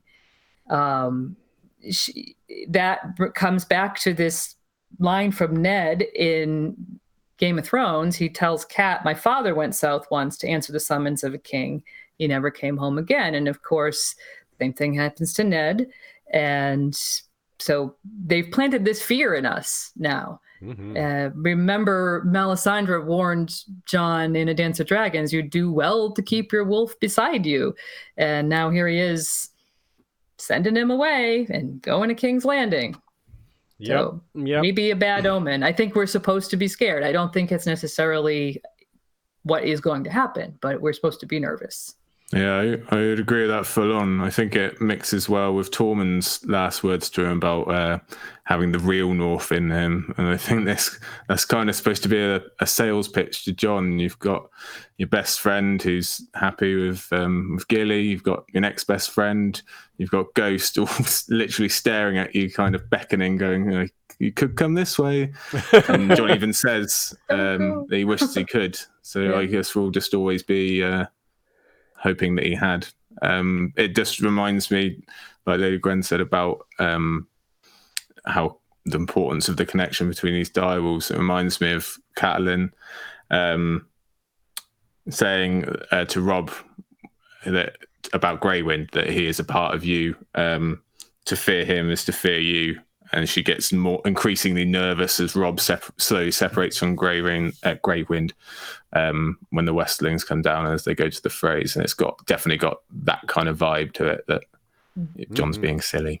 Well said, guys. Yeah, absolutely. And just to add to that, a piece of humor I saw a comment from Dornish Dan, who said that Ghost is having the call of the wildling. Yeah, very good. Right on. Okay. Some of this also has vibes that we may not see a lot of these characters again. Real quickly, Tormund and Ghost we may not see again. We may not see Gendry again. We may not see Sam or Gilly again either. What do you guys think about that? It's kind of a different worry of the week. We're not worried they're going to die. We're not worried that was their last on-screen appearance. Maybe they'll get like an epilogue-y kind of thing, but you think that's it for them, or what do you think, Joe? I'm most surprised about Sam. You would think he's been so central right from the beginning. You would think that he would still have some figure in the final plot. He's not really had as much as we thought he would do in the last season with Bran and Jon. I think you're right. They will probably give him some kind of final shot in the last episode, maybe Gilly and new baby or something. At least we could be happy that they both got a happy ending, because they do deserve it. And House Tarly lives on, so not all bad. Maybe they'll be going to take the reach from Bronn. That could be that's a developing situation. Okay, cool. Well, we are moving through at a reasonable pace here, but we had so much we wanted to cover here, and there's a lot of questions built up. So let me do let me do some quick wrap up on some quick topics, and then we'll get to these questions, and then get to a lot more of topics that we've laid out here. Yeah, we're at an hour 15. Right on. So I want to give a shout out to our sponsor, Studio Sweden. I'm wearing their headphones. These are really nice. These are the new version, the Regent 2. I used to wear the Regent 1, and those were all black. I went for the Hobby Horse version this time. They are available in white, black, and horsey. Standard 3 type combo there, right? White, black, and horsey. These things last. They have 24-hour battery life, and like I said, they're my main headphones. I use them regularly. I use them for climbing, so they stay on my head really well. I use them for recording. I use them for this live stream. Really, pretty awesome. And you can get them. You can go to our website. There's a link on the right, or you can just go straight to Studio Sweden and use the code Westeros15 to get 15% off. I think you should totally lift them up, take them off your head so I can hold them up to the camera. Shay suggests I hold them up to the camera right here. Get a good look at them. Horsies, yes, I have horsies on my head. It relates to my my love for bitter steel. That's what I think. Also, to our sponsor Flick, who's got a wonderful chat app. It's for smartphone only, and we launched it on Monday, and we've gotten some discussions started. We're talking about what might happen for episode 5. We love our Facebook group. It's a different look for people who want to respond, use a different sort of app situation. It's a little more like Twitter. I think it's a good replacement for Twitter. I think it's a companion for Facebook, more of a replacement for Twitter. It's less toxic. The discussions are controlled. There's no trolling. It's just a little nicer in there, I think. So we're going to try to build that up and see how that goes. You can join us through the link that's in our show notes, and you can ask questions, respond to questions. It's pretty fun. Also, shout out to our Ironborn Captain patrons. Let's give them a quick shout, if I can find them on our page here. Here we go. Black Matos Stormrider, Captain of the Rusted Hinge, who we got to hang out with at Ice and Firecon. Oisan the Wanderer, Captain of Naga's Living Flame. Sir Selvas Redblade of White Harbor, Captain of Trident of the North. Lord Chucklaws, Captain of the Droman Nightblood, Destroyer of Evil, also was at Ice and Firecon. John Gregor, Captain of the Fist of the Drowned God. Sir Kiron of Lonely Light, Scourge of the Sunset Sea, Captain of Naga's Breath, a Dromund armed with siphons of wildfire. Aileen, Archer Queen, Captain of the Border Collie. Crimson Kate, Captain of the Drowned Queen's Vengeance. Jasana the Just, Collector of Tolls, Captain of the Golden Gift. Lord Mitch of House Bailey, Captain of the Widow's Blood. His heir is Lordling Mason of House Bailey. Beneath the Gold, a podcast focusing on lesser-known Song of Ice and Fire characters. And Phantom of House Physics, the Sunset King, Plato Oplomo, Captain of Leviathan's Banshee. All right.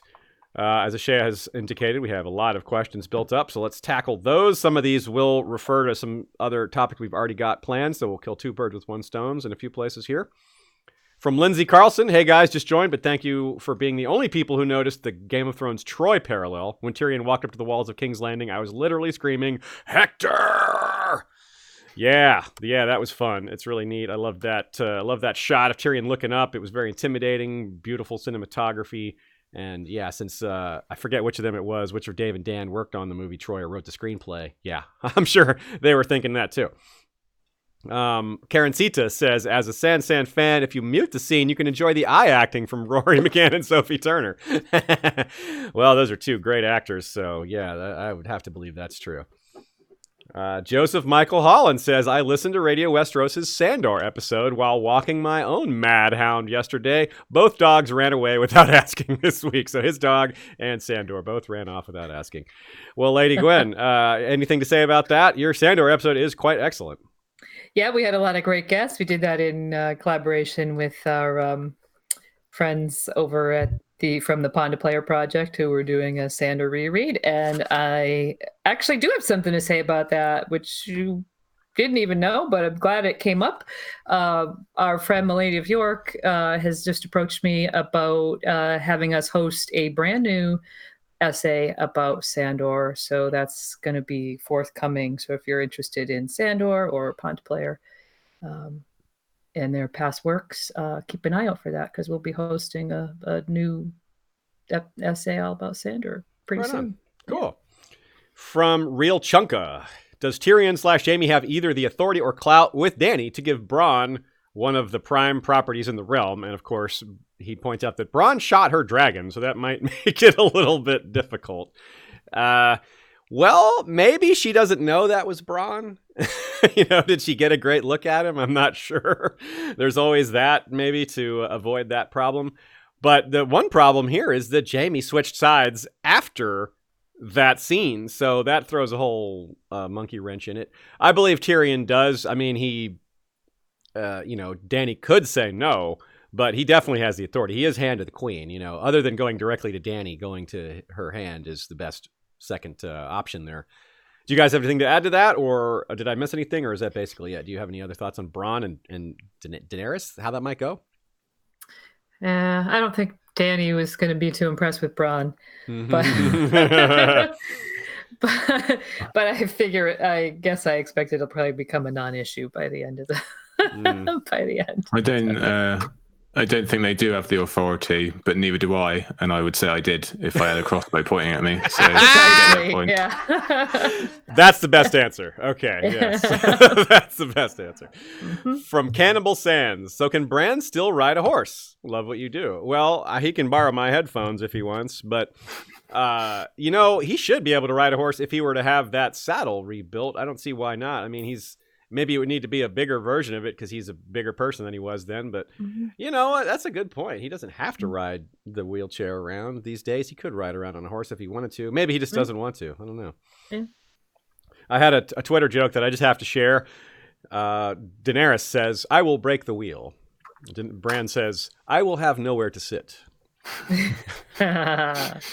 If she goes insane and truly goes mad queen and comes for his wheels, then that'll be the sign that something's gone truly wrong.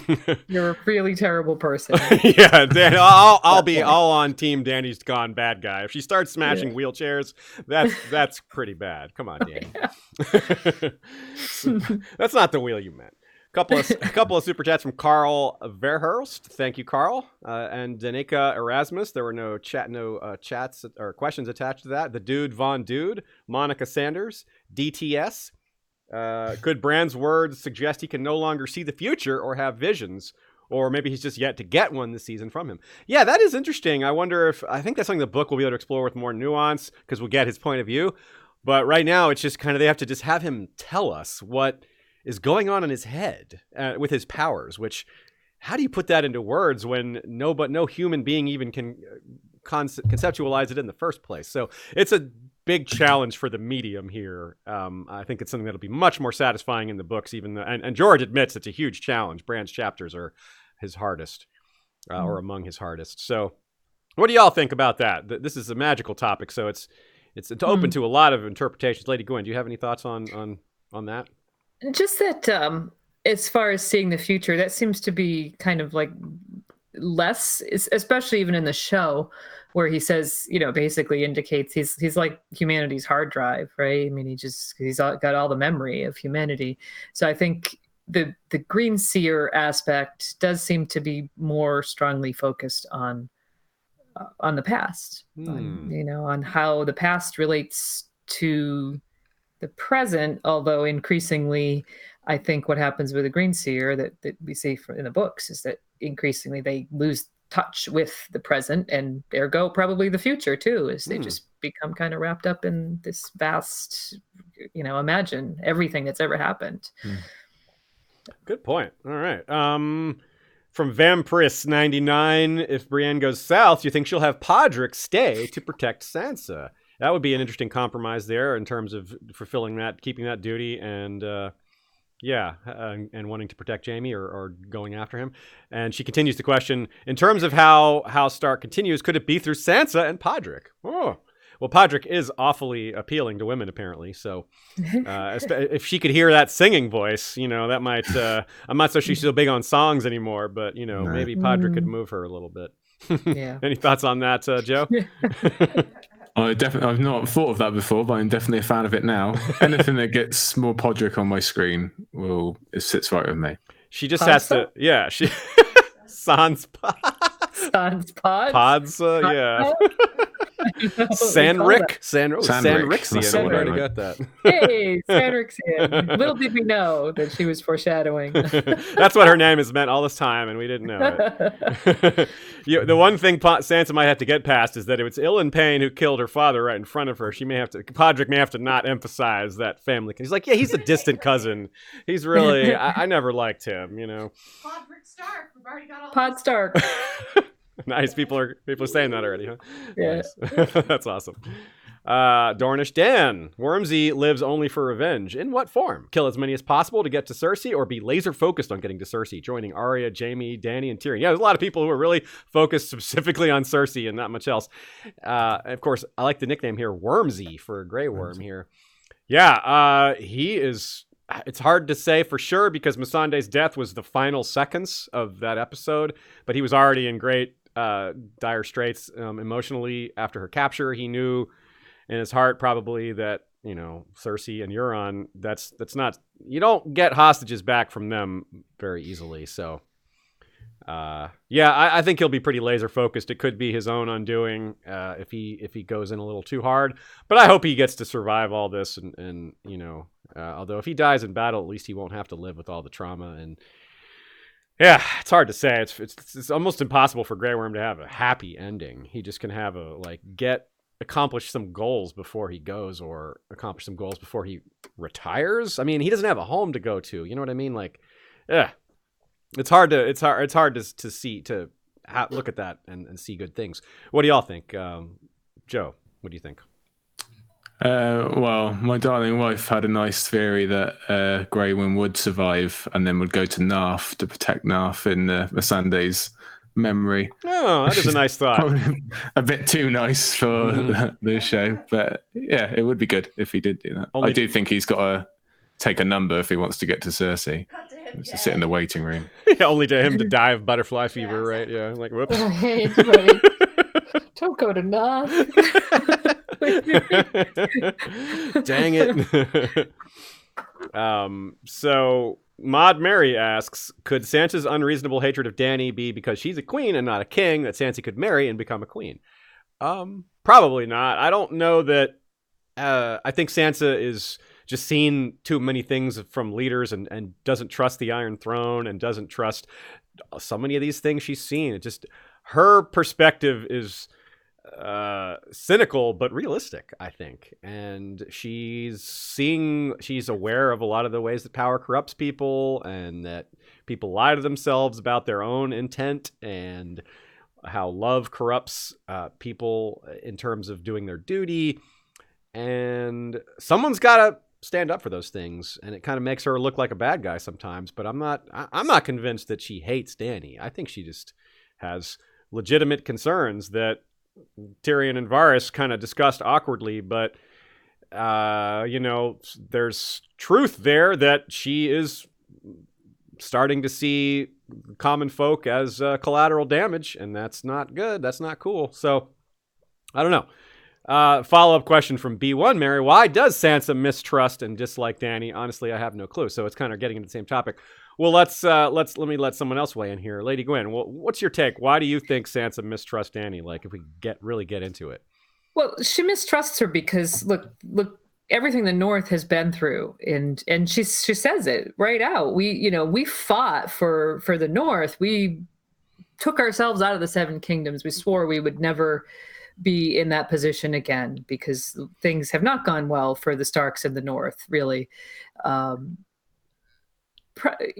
Especially recently as part of the Seven Kingdoms. So she is mistrustful of Dany because Dany comes in and wants to, drag them back into it. And she's really not taking no for an answer. She's not allowed Jon to keep his autonomy. She drove this bargain where Jon had to bend the knee. That's the root of it, isn't it? I mean,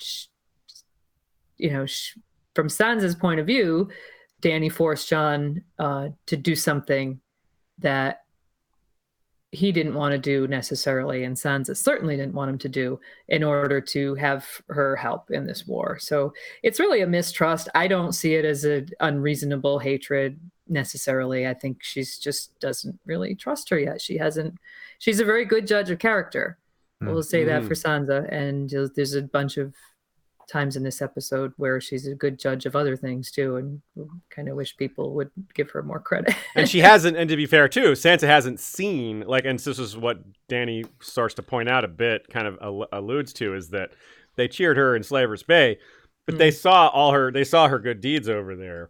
Yeah. Whereas Sansa hasn't seen Dany the Breaker of Chain. She's just heard about that. It's just a term that's thrown around, and she wasn't there for it. None of the Northerners were there for it. And yeah, these people, the Westerosi, the Northerners, haven't been witness to Dany's good deeds. They see her as, well, Aegon the Conqueror with teats. That's just to quote the books there. From Johnny Cash, Sansa pimping out girls, a touch of Littlefinger. Ooh, yeah. Chris Trombley, thoughts on parallels to Daemon Blackfyre when Tyrion was talking to Varys about discussing treason regarding Jon having a better claim and potentially being a better ruler over Dany. Yes, I was thinking the same thing. Shout out to our friend Patrick Doherty. Bloodraven Shot First shirt that I'm wearing that he made in advance of our Blackfyres versus Targaryens panel at Ice and Fire Con. I've got another thought on a parallel, maybe not a parallel, but something I noticed that seems a little similar to something that happened in the Blackfyre Rebellions. Yeah, it's very familiar. The idea was that Bloodraven came to arrest Daemon Blackfyre because he got wind of his attempt to, that he was going to plan to rebel, and Fireball rescued him, and they ran off and started their rebellion. Well, Patrick's theory might be that Daemon wasn't planning on rebelling, and maybe there was just some talk, and there wasn't any real movement to it. But once they tried to arrest him for it, well, if he's accused of treason and they're going to execute him, well, might as well go for it then. If you're going to make me a traitor, then I'm going to be a traitor. If you're going to say I'm going to try to claim the crown, then I'm going to do it. Well, I almost said claim the clown. Yeah, well, he can claim that too. You get to name your court jester when you're king. So, yeah, that's a strong one. Any other thoughts on that, y'all? Did you have anything to add about Daemon Blackfyre parallel here? No, basically. Cool. Yeah, it was there. It was. From Thomas Pappas, don't spend it all in one place. All right, we won't. We'll spread it around. Coffee for everyone. Cookies for everyone. Little plastic dragons for everyone. From Dave Brennan, longtime fan of your channel. Keep up the great work. Thank you, Dave. Sir Matthew of the House Begonias, did they do Ghost dirty because he's going to be sacrificed in the books to raise Jon, similar to the attempt to bring back Khal Drogo? Ooh, yeah. I wonder about that. If bringing Jon back involves, I agree with the theory that there's a good chance Jon will be inside Ghost for the whole Second Life business. Having to kill Ghost to bring him back out of there, that's possible. But I don't know. How do y'all feel about that? Is that just one of those theories that's just too hard to think about, too hard to agree with because it's too painful, or does it has some ring of truth to it? I mean, it is painful. I wonder how it would work, because if Jon's in Ghost, I mean, if you kill Ghost, then you kill Jon. So there's just kind of I don't know. Yeah, I don't know. It's tough. The way I see it going is he's just in him, and then he comes out. But it's magic. Yeah. All right, well, let's move on to King's Landing. We got a lot more to cover and not a lot of time. The showdown that results in the destruction of King's Landing, that's something that's foreshadowed in book and show. But one thing I never really thought about was how bad it could go for Dany and her armies.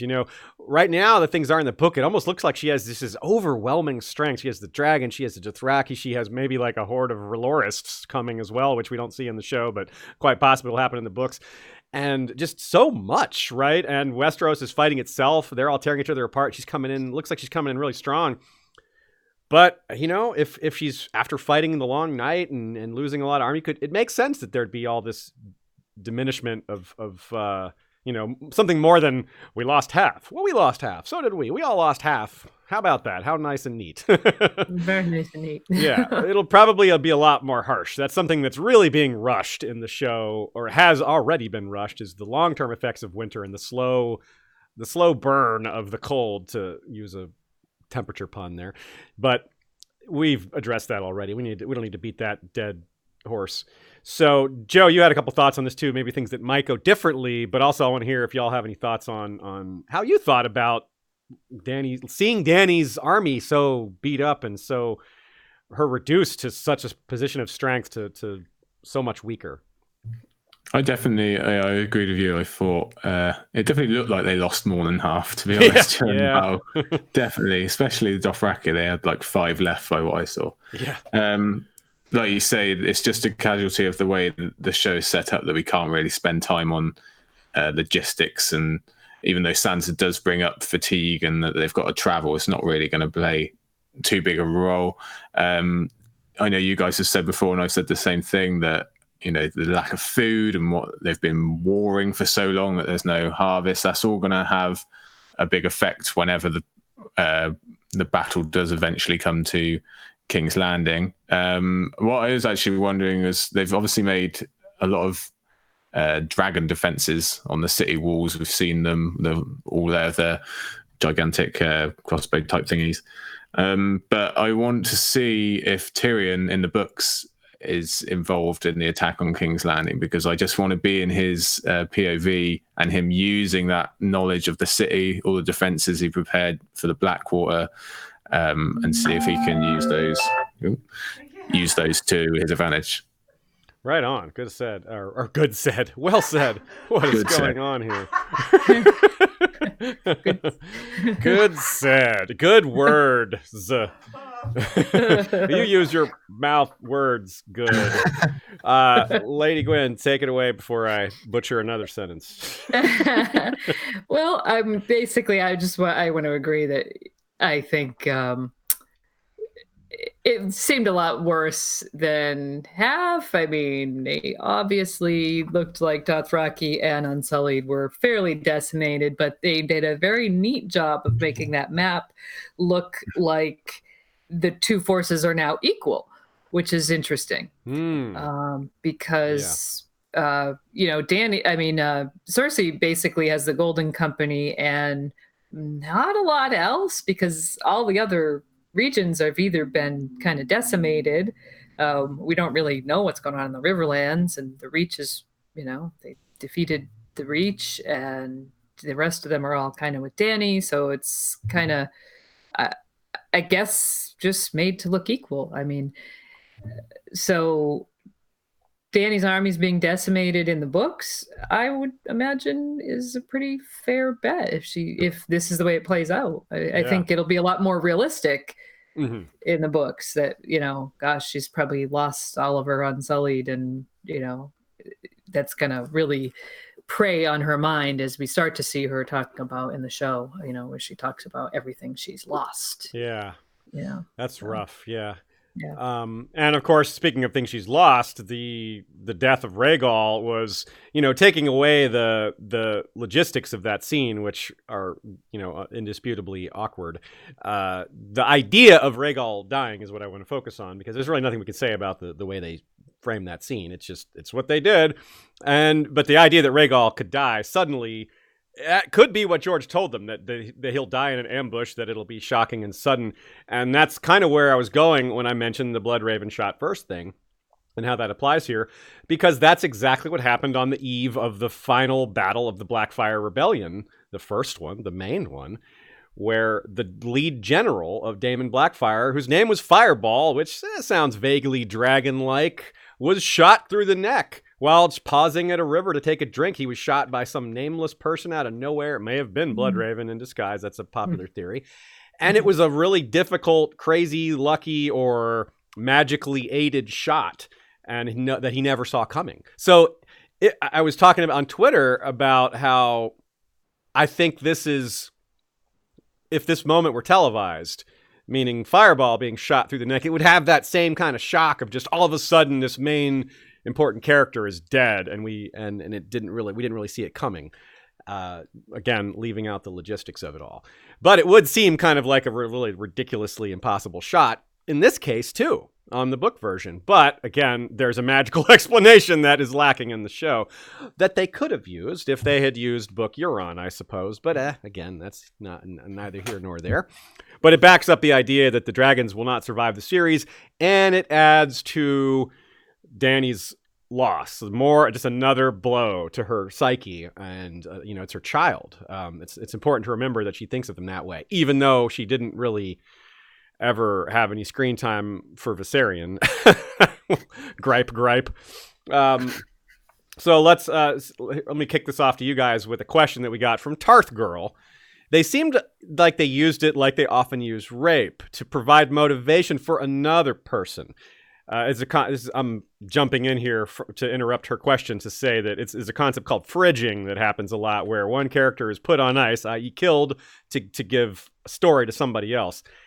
Her question continues here.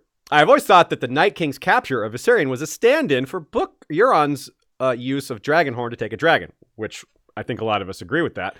And she says, does this make you think Dany will lose a dragon to the others and Euron? Will all the dragons be dead by the end? Well, I think we already answered the last one. Well, if y'all's opinions is different, certainly weigh in. But I do think the dragons will be dead by the end. And I do think that Night King's capture of Viserion was a stand-in for Euron using the horn, and that he's not unlikely to take down the wall, and that he might kill another dragon with his dragon or with other means. So all these things are possible as far as hitting these high points. Joe, what do you think about all this? Yeah, I pretty much agree with you straight on. I think they're all doomed. I just think it will probably be, we'll have a lot more time of them being away from Daenerys. Like you said, I agree that Euron is probably going to get one. I'm not sure about the others, just because we don't know enough about them to know if they've got any kind of that capability. But Euron definitely. So I think we're just going to have more time of them being against each other than we had really had one episode. So yeah. What do you think, Lady Gwyn? Well, something that I hadn't written down already, but I do want to point out that Rhaegal, of course, was on his way to becoming Jon's dragon.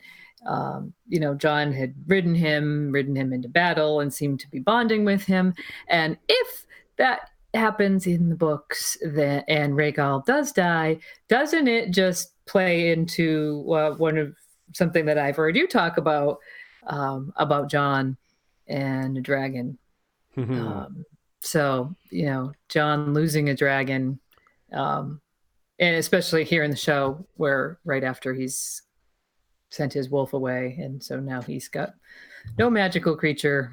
But anyways, I found that very, very scary. Yeah, all of a sudden, yeah, right. And you also, I see that you wrote here, you wonder if Drogon might go out like Dreamfire, maybe a bit like that. Yeah, I just have this. So if Drogon is the last surviving, especially they're storming King's Landing, and I think we kind of agree that there's going to be some attack on King's Landing, because what is this ash, in the sky kind of thing. So, but will they somehow manage to kill Drogon? Could he die in the dragon pit, but only after raining fire and blood down on the city? Could the small folk bring him down somehow? Yeah. So I said Dreamfire, but it's also Syrax would also kind of fit that same mold. Syrax rained fire and blood down on the shepherd's people, and then died with them, which was similar to Dreamfire trying to crash through the dragon pit ceiling and also dying to the same people and herself collapsing the pit. So yeah, those vibes are very much in play there. I agree with you. That could be the way that goes. Joe, you noticed something about Tyrion going into the water. Yes, I have an incredibly important point about Tyrion. He's taken a 2-1 lead in the Wet Lion World Cup of Lannister brothers who fall in the water and then seemingly die, and then the camera sweeps away. So Jaime needs to catch up. He might have to fall in the God's Eye and then die on his way south. Yeah, just pass by on the way to King's Landing. Let me jump in the water real quick. Yeah, and you also pointed out, this is a good one, that maybe the showrunners kind of wrote themselves into a corner just a little bit by taking Euron's magic away, because Euron's magic is a perfectly reasonable explanation for arrow shots that don't make sense, and for ships appearing out of nowhere sneakily out of magical fog or whatever other magic, and that would make this surprise a lot more understandable, wouldn't it?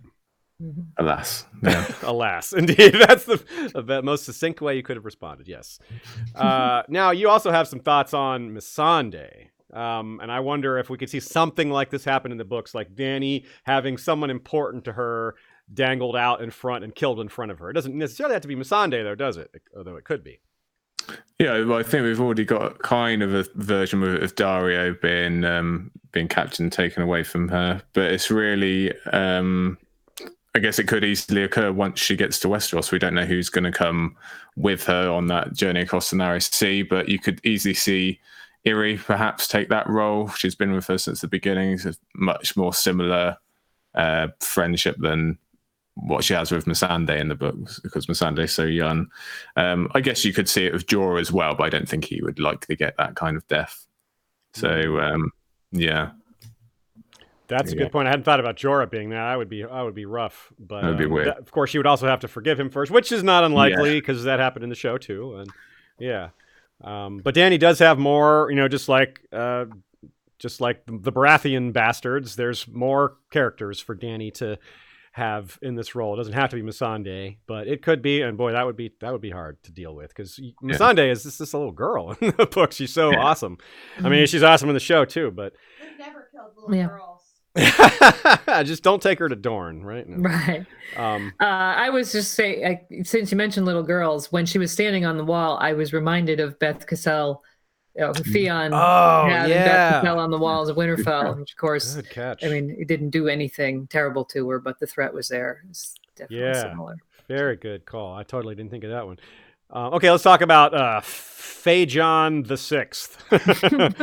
So all these weird names culminate here, and the reason I made this I spelled it that way or said it that way is because, well, obviously Aegon the Sixth is not fake in the show here, but he is probably fake in the books. But they're sort of merging these plots a bit by having Varys turn on Dany, or at least saying he will, and well, Varys is in the books working for the son of Rhaegar, after all, just the actual son, not a fake Blackfyre here in the show. I mean, if he's working for Jon, then it's a real son of Rhaegar and not a fake one. So it's kind of working, but in some ways it doesn't, because there's certain things that make Varys inconsistent here, given his history, that don't really work with him turning to support Jon, that do work with him supporting Phaegon. So it's another kind of adaptation awkwardness.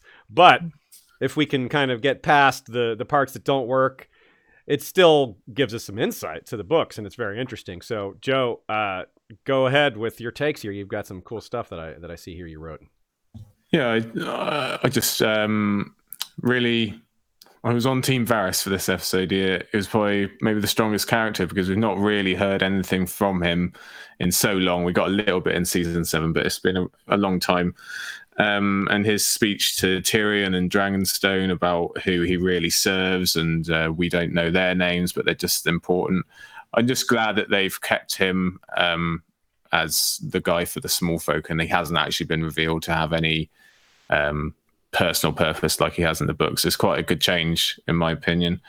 I really liked the dynamic between him and Tyrion with the whole episode of Varys, kind of pushing and pushing and pushing that maybe Daenerys isn't the best choice, and Tyrion having to keep deflecting, and you can see him kind of weakening those defenses throughout. I don't know if we'll ever see them together in the books, but I certainly hope they do cross paths again, because that was always such a good relationship they had. So let me throw an idea out here. Where Dany is supposed to be the slayer of lies, as we're told. And we're wondering who the 3 betrayals are. That's a constant, fandom question. Now, Varys can't really be the betrayal for blood in the books because he's never actually been on her side in the books. She's been like his screen, and then eventually like, oh, she has dragons, let's marry her to our guy. So she can't really betray him, or he can't really betray her because he's never been on her side. So maybe the betrayal for blood is Jon? Maybe? Lady Gwyn, you have another take, though, don't you?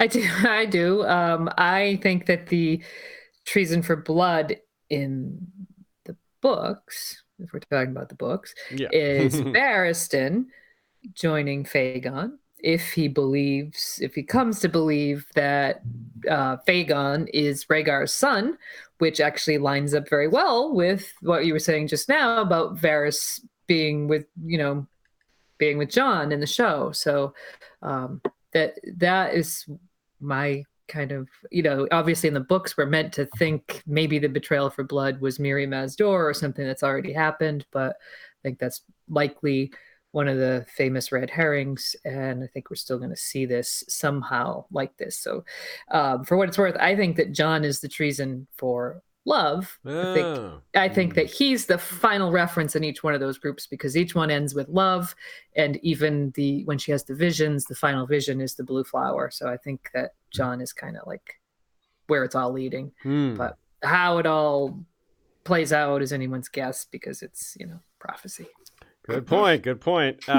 So one popular theory that's been around for a while that got a lot stronger after Jon's death and probable pending undeath is that it enables him to survive extreme cold. And that has, leads to the idea of him going very far north to the lands of always winter. And maybe that's part of his destiny. It could involve taking a dragon there on a suicide mission. It could involve trudging through the snow with Ghost and some companions, not unlike The Last Hero, something in between. I don't know that he dies for fighting for Dany in the books. That doesn't seem terribly likely. This seems more likely, something dying to save humanity or dying to stop winter forever. What do you guys think? Joe, you start. Yeah, I love the idea of him eventually going further and further north. He can wave to Ghost as he goes past now, can't he? He's just so intrinsically linked with everything above the wall, and that's how we've seen.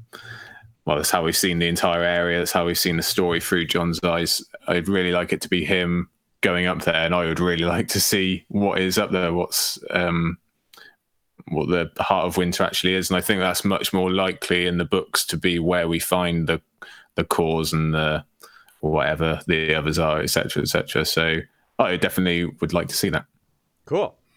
Okay. Also, let's see. Moving onward. Actually, I want to back up slightly to the planning for the war before we move on to Dany. Let's talk a little bit about the setup for the war because we got a couple of details. I want to give a shout out to my friend Rudy Edwards, who shared an Ask Historians thread with me that shows that maps are a very new thing as far as military use. This is not a criticism of Game of Thrones because maps are used in all sorts of war movies and ancient battles to show what the people are planning. It's a wonderful visual tool, but technically it's anachronistic. Anyway, so we hear that Dany still has a lot of support, even though her army is small, don't we, Lady Gwyn? Yeah, I mean, I alluded to this earlier. She's got the nominal lords of the West, the Vale, the North, the Stormlands, the new Prince of Dorne are all with her. We haven't heard anything from the Riverlands in ages, but presumably if it's still the Tullys, I guess I guess they would be with her too. Edmure is still alive. Yeah, somewhere. so I mean, he's not part of the show anymore, but he presumably would still support, who his family is supporting, and the Vale and etc. So the Reach is apparently up for grabs. There's really no one there, some sort of power vacuum, meaning she's got everyone except the Crown Lands, or maybe even just King's Landing. Right on. And Joe, you had a good point here about how they just needed to remind us that this stuff exists, don't they? Yeah, it takes me back to that bubble bursting analogy I keep thinking of. Like you say, it's just been a long time since we've heard of these places, and we needed reminding, the characters need reminding that it's all still out there. There's still a board for this game that they play, and they need to get back on it. I found it hilarious when Daenerys asked if anyone knew who was Lord of Storm's End, and they would kind of went, if they don't know them, surely we don't either. So, but I do think it's worth pointing out that in the books, if she did have this much support from the surrounding kingdoms, then it would seem a lot more one-sided, even if her armies were decimated, because like Lady Gwyn says, they're pretty much surrounded. You've got pretty much everyone. I guess they could get a little block out of depending on what the Lannisters still control, but yeah, that's a good point. It wouldn't look good.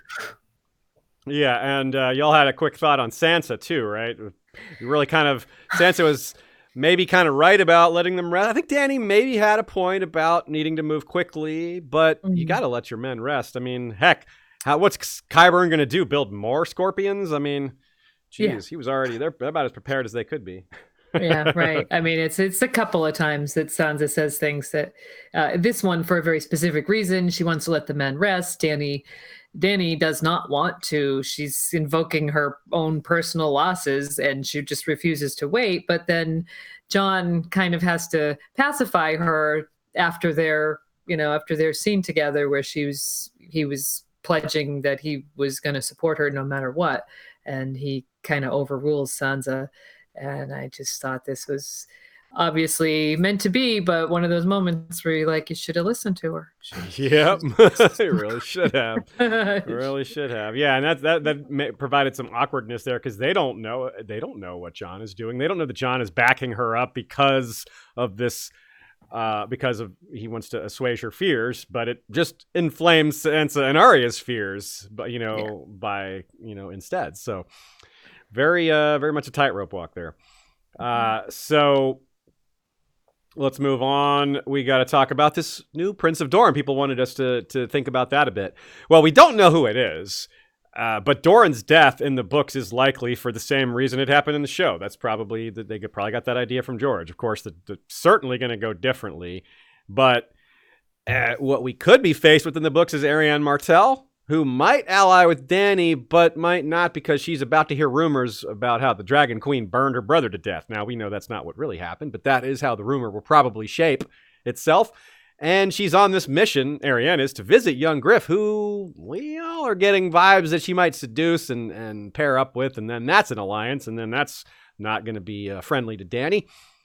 But after all things kind of go farther, if she slays the lies, if Aegon the Sixth turns into sort of a Game and Pale Hair type character, or if he just dies, it could eventually be Dany and Dorne, couldn't it, Joe?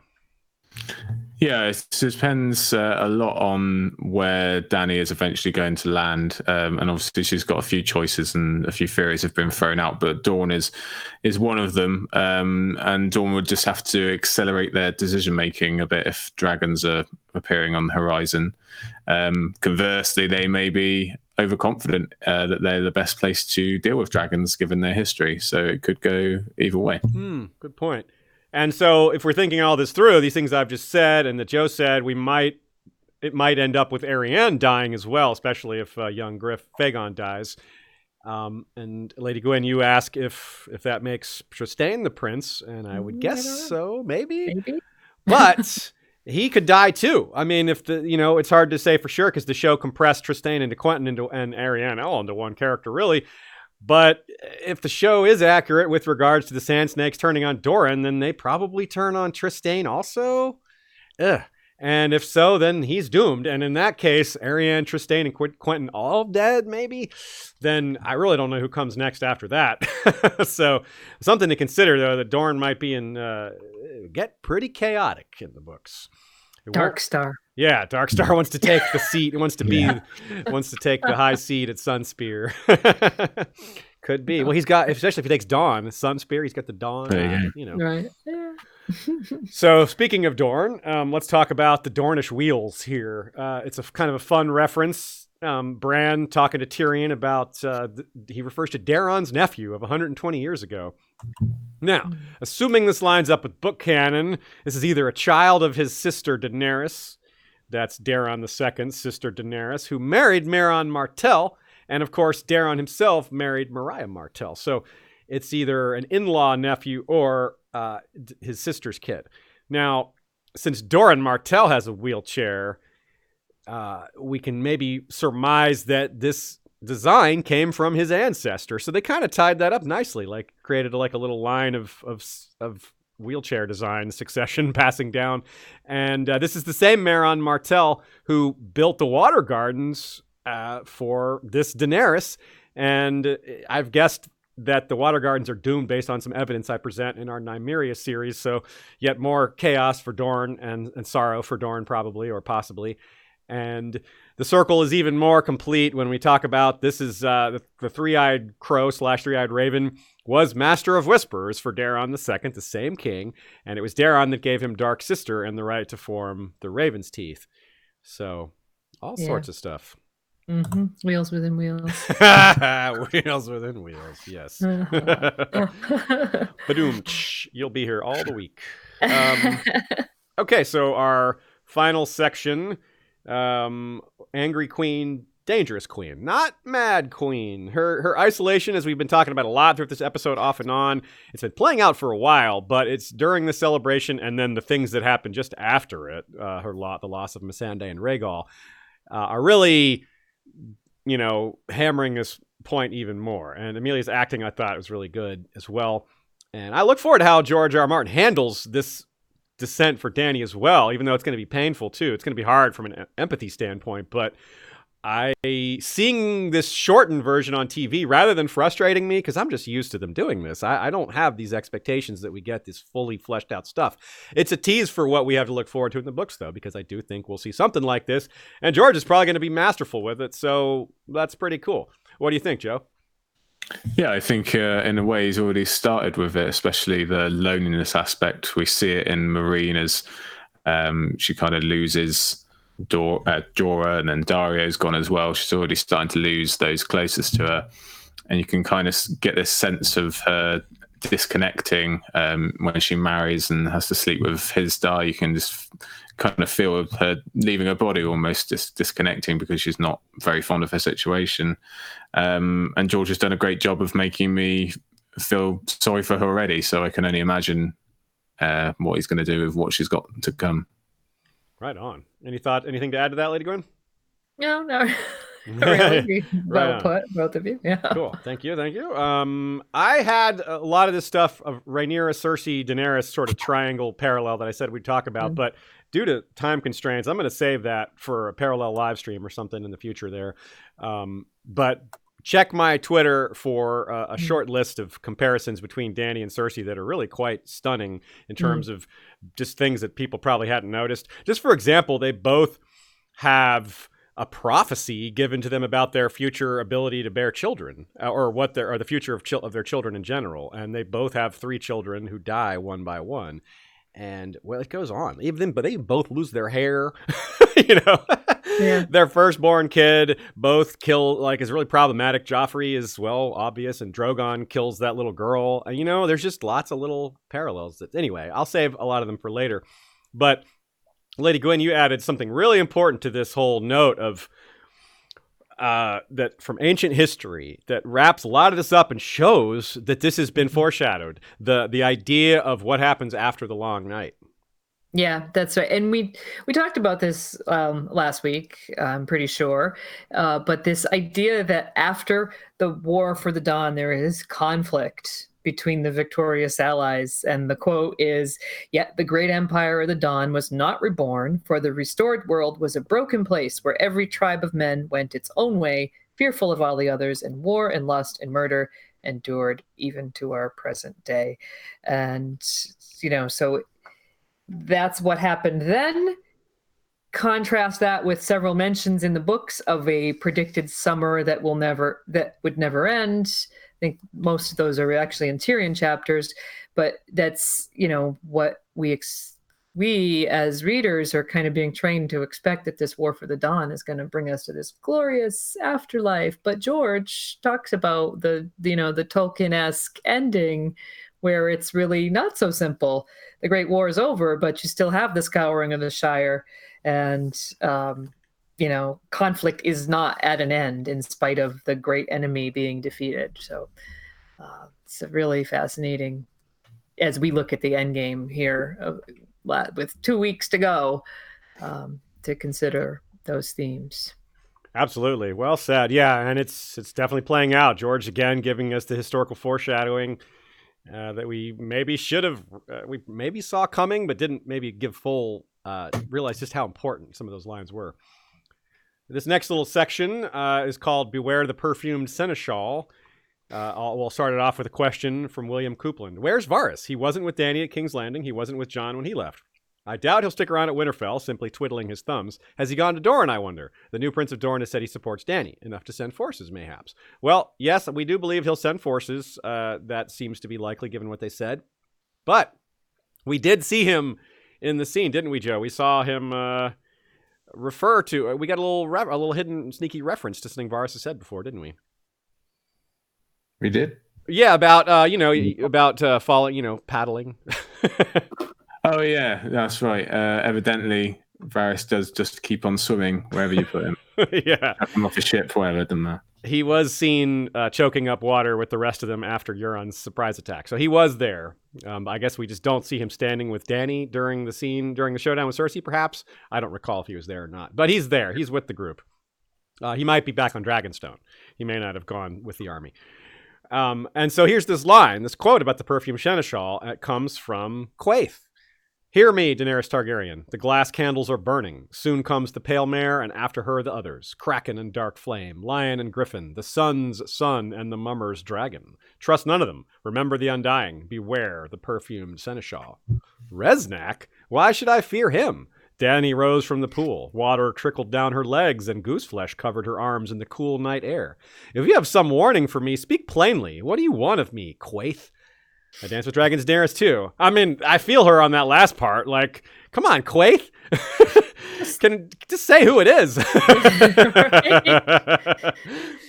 Yeah, and so Dance with Dragons tries to lead us astray there a bit, doesn't it? They give us some red herrings. Reznak, probably not.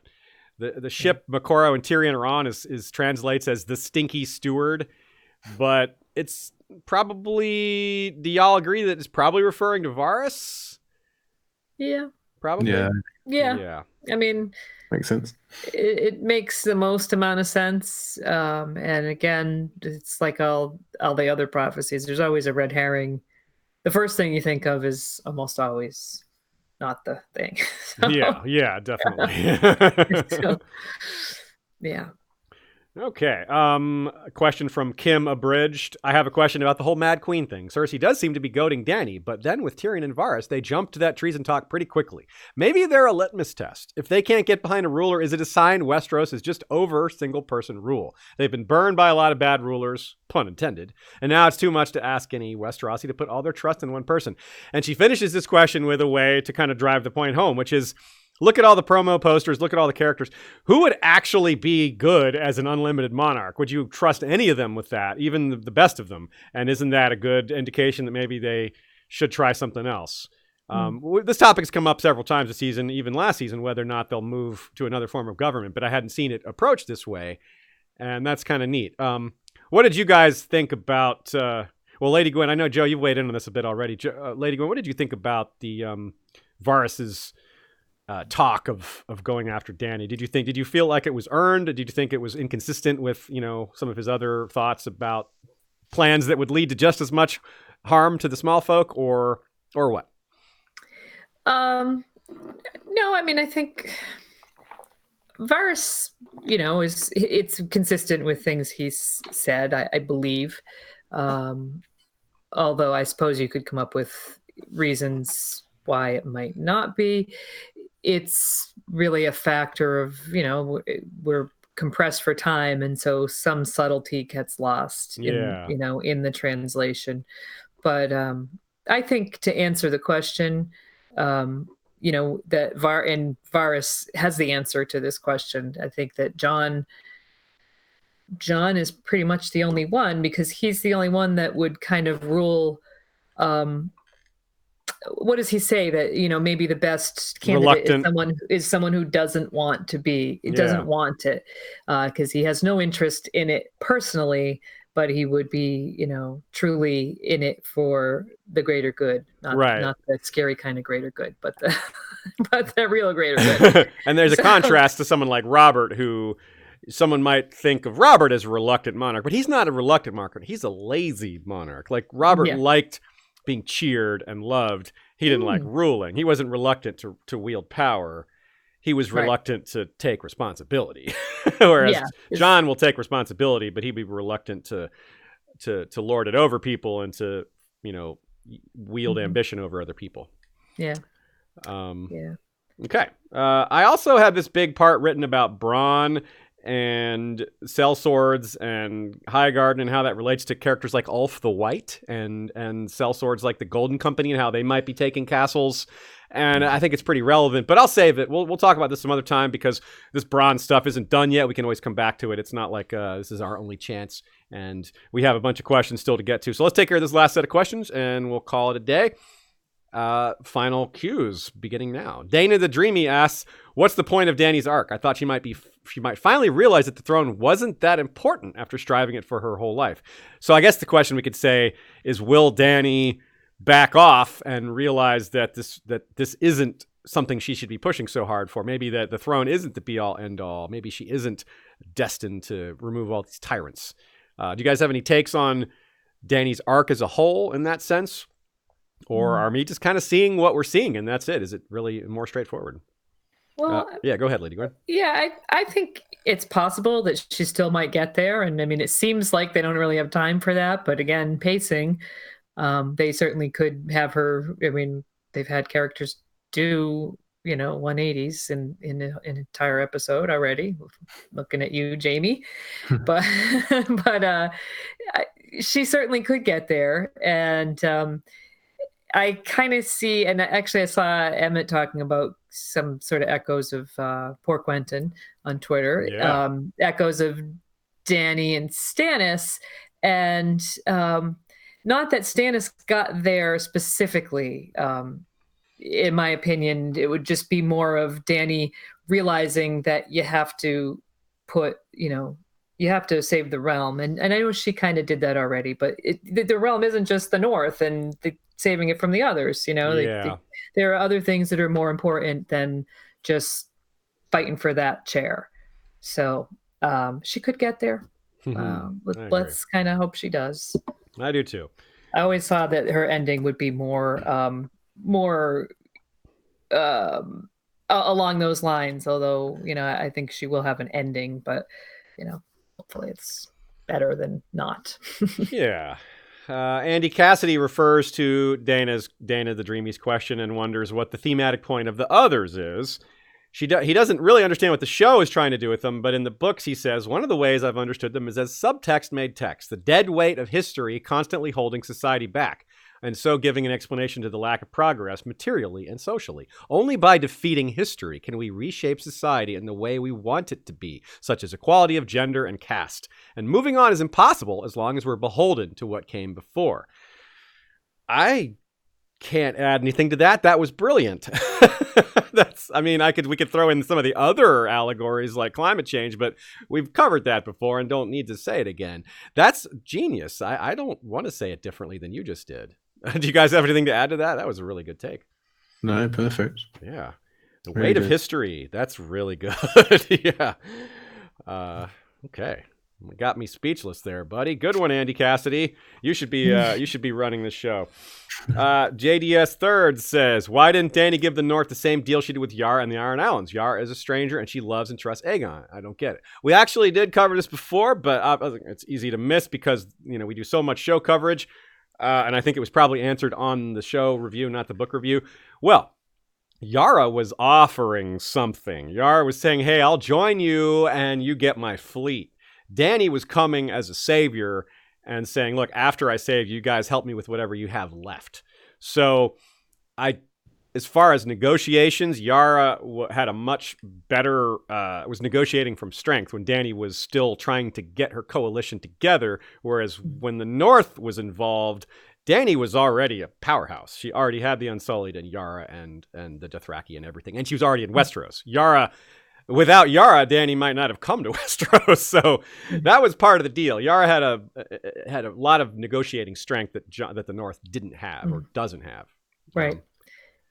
Let's be real. Also, the North is a much bigger part of Westeros than the Iron Islands. Good point. Yeah. For Dany to just say, "Yeah, okay, yeah, you guys do your thing," would be a lot harder if you're just surely looking at a map. Good point. For DTS, DTS rather, Bran decided to out Jon's heritage, but when Jon is debating whether to tell the Stark girls, he says the choice is his. How do you view these scenes? Joe, let's turn that one over to you. What did you think about the secret, how it broke, and how Jon handled it? And any thoughts you might have on how that might play out in the books? I think Bran's motivation to just give Jon the truth, and then what Jon chooses to do with it is his own. I think that was what Bran was trying to get at. Truth is such a large part of Jon's character because he's Ned's son, and that's like half of their characterization. So you can see that in Jon's scene with Daenerys, him struggling even with the idea of lying to his family, and we know how much a secret, the same secret, affected Ned. So you can only imagine how it would affect Jon as well. And he obviously decided to not go for that and tell his siblings. So I think some part of that is probably because of the words Arya said and saying, "You're not my half brother or my bastard brother, you're my brother." And before he found this out, I doubt there's any words Jon would have wanted to hear from anyone, and especially because they're from Arya specifically. That might have tipped him over the edge to share that with his siblings. I really enjoyed that scene, seeing them all together. It was, especially in the Godswood as well, it was a really beautiful scene. Right on. Anything to add, Lady Gwyn? No, just well said. Just right on. Thank you. Yeah. Okay. Next question from L McKee or LMC. Despite all the foreshadowing regarding Dany having a child, do you think they're just going to abandon that? Was it all for nothing? What do you think, Lady Gwyn? What do you think that they might go somewhere with that, like an epilogue-y thing? Obviously, they can't have a baby come to term in 2 episodes, but...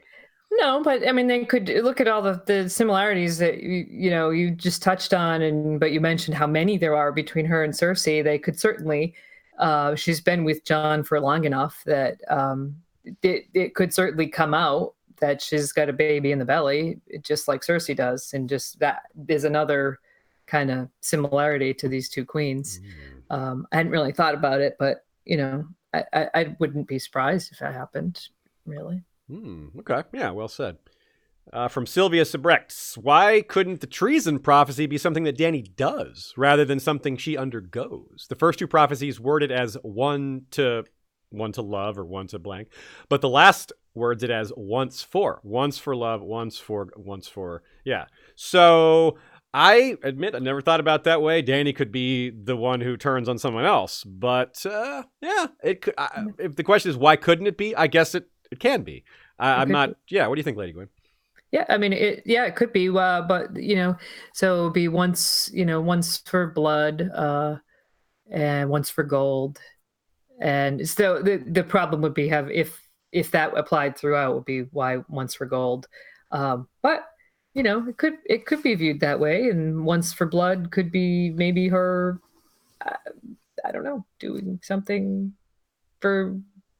I don't know, betraying Jon. I don't know, but it's not betrayal; it's treason, which implies, treason is something that's committed against the monarch or the state. So I guess the implication is that it's something that's why it's implied that it's something against her. Good point. My opinion. I can see that. Yeah, that's a good point. That might seal it up as it has to be something done to her because of the wording. But yeah, we'll see. It's a good thing to be wary of or to look out for. B-Word says grief can drive people mad. Dany's grieving for more than just her friends. She's also grieving for her own identity as the last dragon. That's another callback to season 1 to Viserys, who called himself the last dragon. It's kind of awkward to think of this and kind of funny at the same time how he would say to Dany, "You don't want to wake the dragon, do you?" Well, that is what's happening. Dany is awakening you don't want to wake the dragon, do you? No, we don't, but that's happened. She is awakened. She's been pushed really far. She's grieving And yeah, so. Yeah. Also, don't forget that Jorah tells her, I think he's in the show as well, Jorah tells Dany that Rhaegar was the last dragon. And so then she starts to feel that she's the last dragon. Oh, yeah. Well, then now you got Jon. Yeah. Rhaegar's son. True. So it's kind of like, wait, you're the, no, we're both the, ha. Yeah. It's a bit of a change in her life perspective there. Right. Carol Funk asks, War versus Euron and Dany happening in Meereen or King's Landing? Well, a little both, because we already have the showdown with the Iron Fleet hitting Slaver's Bay, and the Dany's side not exactly knowing what their motivations are. Barristan assumes they're there to help, and that could go a number of ways. But I don't think Euron's going to go all the way to Meereen. I know that's a theory that he's been following the Iron Fleet, but I think that was pretty much put to rest by the Forsaken chapter. Without spoiling it, I hope I didn't spoil anything. Euron almost certainly wasn't following them to Meereen. DTS super chat with no question. Thank you very much. Jason O'Connor says they should have all the surviving Dothraki cut their braids because the living ones are the ones that fled. Then again, they did flee back to the castle, so they never stopped fighting. And they did win the battle. However, that's a good point. And the show didn't miss this. I don't know about the actual Dothraki warriors, but if you look closely at Dany's braid for the next episode, it's been undone, which is probably because of the loss of Missandei, or the loss to Euron and the loss of Rhaegal. So Dany is carrying on that tradition, and the show didn't forget that. So good on them. I like that detail. Well done, show. Tim F. Question, do you think the voice Varys heard in the flames was Dany sentencing him to death? Whoa. No, but I love the idea. I think the voice was something unrelated to that. But that is cool. I like the idea. I do. Everybody wants to know what the hell that voice said. But yeah. You guys have any thoughts on that? Oh no! I mean, it would be amazing. The word could be Dracarys, right? Dracarys. Probably not. Max Strand says, honestly, how do they know who to capture in a sea of no names? They just go right to the no name Missandei. Ha. Well, actually, I think it's actually pretty straightforward. For one thing, Euron does know who Missandei is. He met her at the Dragon Pit and saw her standing with Daenerys and her small retinue. So anyone standing close to Daenerys in a small retinue like that is going to be important. Second of all, Grey Worm told her to flee on a skiff. It doesn't take a genius to see the skiff fleeing away and say that's probably someone important. So I don't think this is. I don't think there's any plot hole there. I think it's straightforward enough if you break it down like that. Vanessa Lay, thank you for all your content. You've enhanced my Game of Thrones and A Song of Ice and Fire experience. Well, thank you, Vanessa, for saying so. We'll keep it coming. We'll keep having awesome guests and great questions. And as good as we can do, the best job we can. We'll keep covering the show. What's that? Good said. Good words. Yes. Yay. Thing. And from Strange TV to Radio Westeros, just for being the awesome people that they are. Yes, Radio Westeros is awesome. We mentioned that Sandor episode, but y'all have a lot of other what are some of the most relevant episodes to stuff we talked about today besides Sandor? What else we got? Well, Long Night, I guess we talked about that. We have a Dany episode. Battlefire's kind of come and gone, I guess. Yeah. We have they're all character driven, so we have lots of character episodes. Yeah. So probably on almost every character who's out there in this, Jaime and Brienne, Cersei, all of them, Arya, Sandor. And the ones that you haven't done, you'll do eventually. We will do them eventually. Right and just thank you, Justin. It's cool to hang out with you at Ice and Fire Con. Right on. So, yes. Got to meet Strange TV in person, and it was great. Mm-hmm. Okay. Well, that about wraps us up. I have some thanks to say, one or two final thoughts, and of course, Lady Gwyn, that's a good closing statement for you. Make sure to check out RadioWesteros.com. Subscribe to them on YouTube and iTunes. And Joe Buckley, excellent first appearance. You were great. Dropped several great thoughts, and several great jokes as well. You got us all laughing. So please repeat your the places where we can find you, as well as being able to find you here with us. Yeah, just keep looking. You'll find me on Twitter at Sir Buckley. That's the George version of Sir. You can find me at the Isle of Faces podcast, where we have some guests of the fandom come on and talk. I'm sure we'll get you both on at some point when we get you free. We also do some little mini casts while the season's on, where my wife and I argue a lot. And you can also find me on my blog at the Grindstone. I'll get it right, shall I? thegrindstone.co.uk, where I'm just overly positive about the show, annoying everyone. Right on. Well, thanks for Thanks that. for having me on, guys. Yeah, we'll definitely have you again. It went well. And of course, look out for Joe's writing as part of our scripted episodes. We're going to be putting out a Blackwood episode not too long after the season that you wrote nearly all of. I haven't added my thoughts to it yet, but you did a great job. I think I'll have less to add than in previous episodes. It's going to be really good. Two more final thoughts. This is The Thrones Effect. We got our hard copy today, or not today, but recently, and it's there's a chapter by me and Ashea in this, and it's available on Audible now. You can go to our website, historyofwesteros.com. On the sidebar there's numerous ways to connect to Amazon and or Audible. Amazon owns Audible, so it's kind of the same thing. You can get 2 free downloads by starting an Audible subscription. A free trial. It's free to try, like I said. Those books are free. You can get The Thrones Effect that way.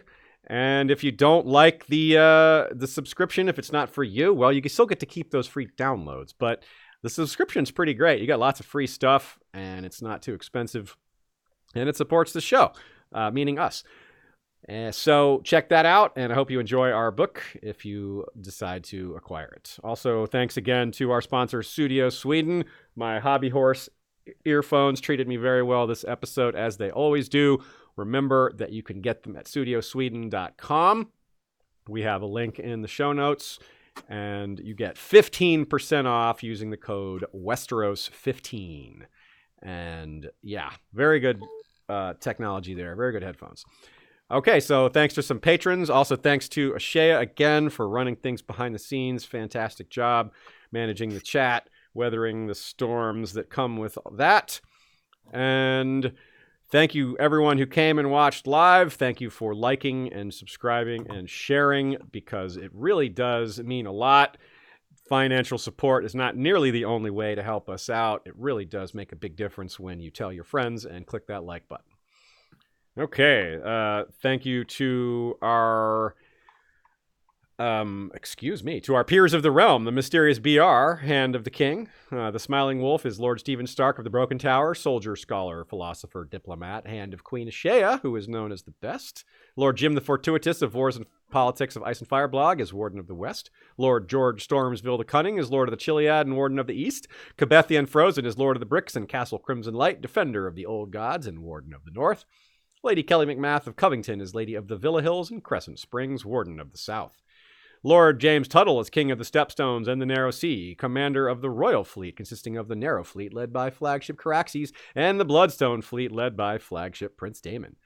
King Beyond the Wall, Sidney Jesse, is the Fallborn, Lord of Blue Spring and the Haunted Forest, wields a dagger of Dragonglass and the Valyrian steel blade, Red Frost.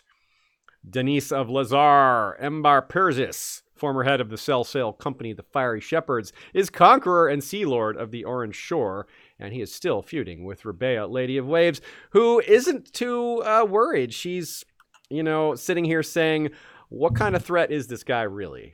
So she's talking some trash here, and I'm enjoying it. Our small council includes Lord Daniel, the Sneaky Russian, Master of Ships, who is also enjoying this feud of other people and their navies, while he sits back and counts his profits. Grand Maester Via James, Lord Benjen of House Hornwood is our Master of Laws. Lord Fabian Flowers is the Bastard of Greenshield, Master of Coin. Lord Johan of House Orcos is called Shadowhawk, and he is Master of Whisperers. Lady Direliz of Castle Naki is the Alpha Patron. Lord Dan of the Red Mountains and Castle Great Bell is Breaker of the Second Stone. Nice pun today there, Lord Dan. Gregor the Toasty is Lord of the Bread Fort. Also nice pun there, but that was a while ago. Alicia Everlasting of the Green Blood is Lady of Desert Rose. Lord Ryan of Castle Stonegate is Guardian of the Rocky Mountain Pass. Ashlyn Winter is the Hawk's Eye, Lady of Castle Skyfall. Lady Mikkel of Moonacre is leader of the Werewood Protectorate Alliance. The Lord of the Halls of Castle Hillcrest is wielder of the Valyrian steel machete Everglazed. Lord Alistair Whitaker is Lord of the Dawnhold. Lord Bemmy Snugglebunny is Guardian Ranger of the hidden 100-acre Werewood, dual wielder of Valyrian short swords Glorious Morning and Little Light Wise. He's the sharpshooter of the Werewood and Ironwood laminated longbow Todd Von Oben. When you fear things cannot get worse, Snugglebunny enters the fray. The Bastard of the Wolfswood is First Forester of the Old Gods, sworn to House Iron Werewood. Listen for the silence. Lady Lyanna Kelly of Wolf Island is Protectress of the Steelhold. Casey Stark is of House Acres. Lady Kay of House Archer is Lady of Earthdog Hall, the Huntress of the Wolfswood, and Guardian of Maddie Squirrelsbane, the mighty Direweenie. Lady Raywyn of House Dillsdane is the Star Spear. Peter Rivers is the Pale Dragon and heir to Bloodraven, who shot first. And Sir Matthew is of the House Begonias. Our King's Justice is Sir Troy the Steady, wielder of the Valyrian steel blade Fate. Bloody Ben Blackwood is Master of Whisperers. Rebecca Stareyes is Lady of Waves and Mistress of Ships, Captain of the Iron Shadowcat. In the shadows we bear our claws. Lady Laura of House Brondos is Master of Coin. Grand Maester M. Elizabeth is middle daughter of Lyanna Mormont, First Lady to forge both the silver and Valyrian steel links. Our King's Guard is led by Miriam R., backed up by Sir Dolorous D., longest tenured White Sword. Willa Crowsbane, Guardian of the White Tree, is First Lady of the Free Folk. Sir Dean the White is Knight of the Black Star. Sir Jord of House Pepsi is the Beverage Knight. Gregor Snow is called Snowbear, a bastard of Winterfell. Sir Glennon of House Leanne is called Lioncloak. Lord Captain Commander Haemon Helminth is the Sellsword Sentinel. Alexander of House Atreides from the Seat of Dune, I must not fear. Fear is the mind killer. Becca the Bard is Songbird of the North. Michonne the Melodious is Star of Old Town, minds over masters. Sir Rambo, Knight of House Gannon, motto First Blood. Sir Leon of House Walker, wielder of the twin Valyrian steel blades Fire and Ice, and the Werewood bow Rain. Amber the Adamant is Knight of the Mist and Mother of Squids. And last but certainly not least, as always, is the History of Westeros Night's Watch, led by Lord Commander Benjen Umber, the Silent Giant, wielder of the Valyrian steel greatsword Winter's Kiss. First builder, Maegor Snow, a.k.a. Maegor the Cool, is the Fire in the Snow. First steward, Sir Jurion of the Torrentine, is called Pale Wind. And first ranger, Sir Source Delica of House Gramercy, wraps things up. Thanks again, everyone. We will see you on Saturday at 2. Also tell them that Raw Rest is going live. Oh, Raw Rest is going live right now, so anyone who hasn't had enough Game of Thrones review talk, head on over to her channel and tell her that History of Westeros sent you. And yeah, we'll see you Saturday at 2 or Monday at 7 p.m. or next Wednesday, also 7 p.m. Eastern Standard at our usual times. Until then, Valar rewatch us and absolutely Valar reread us.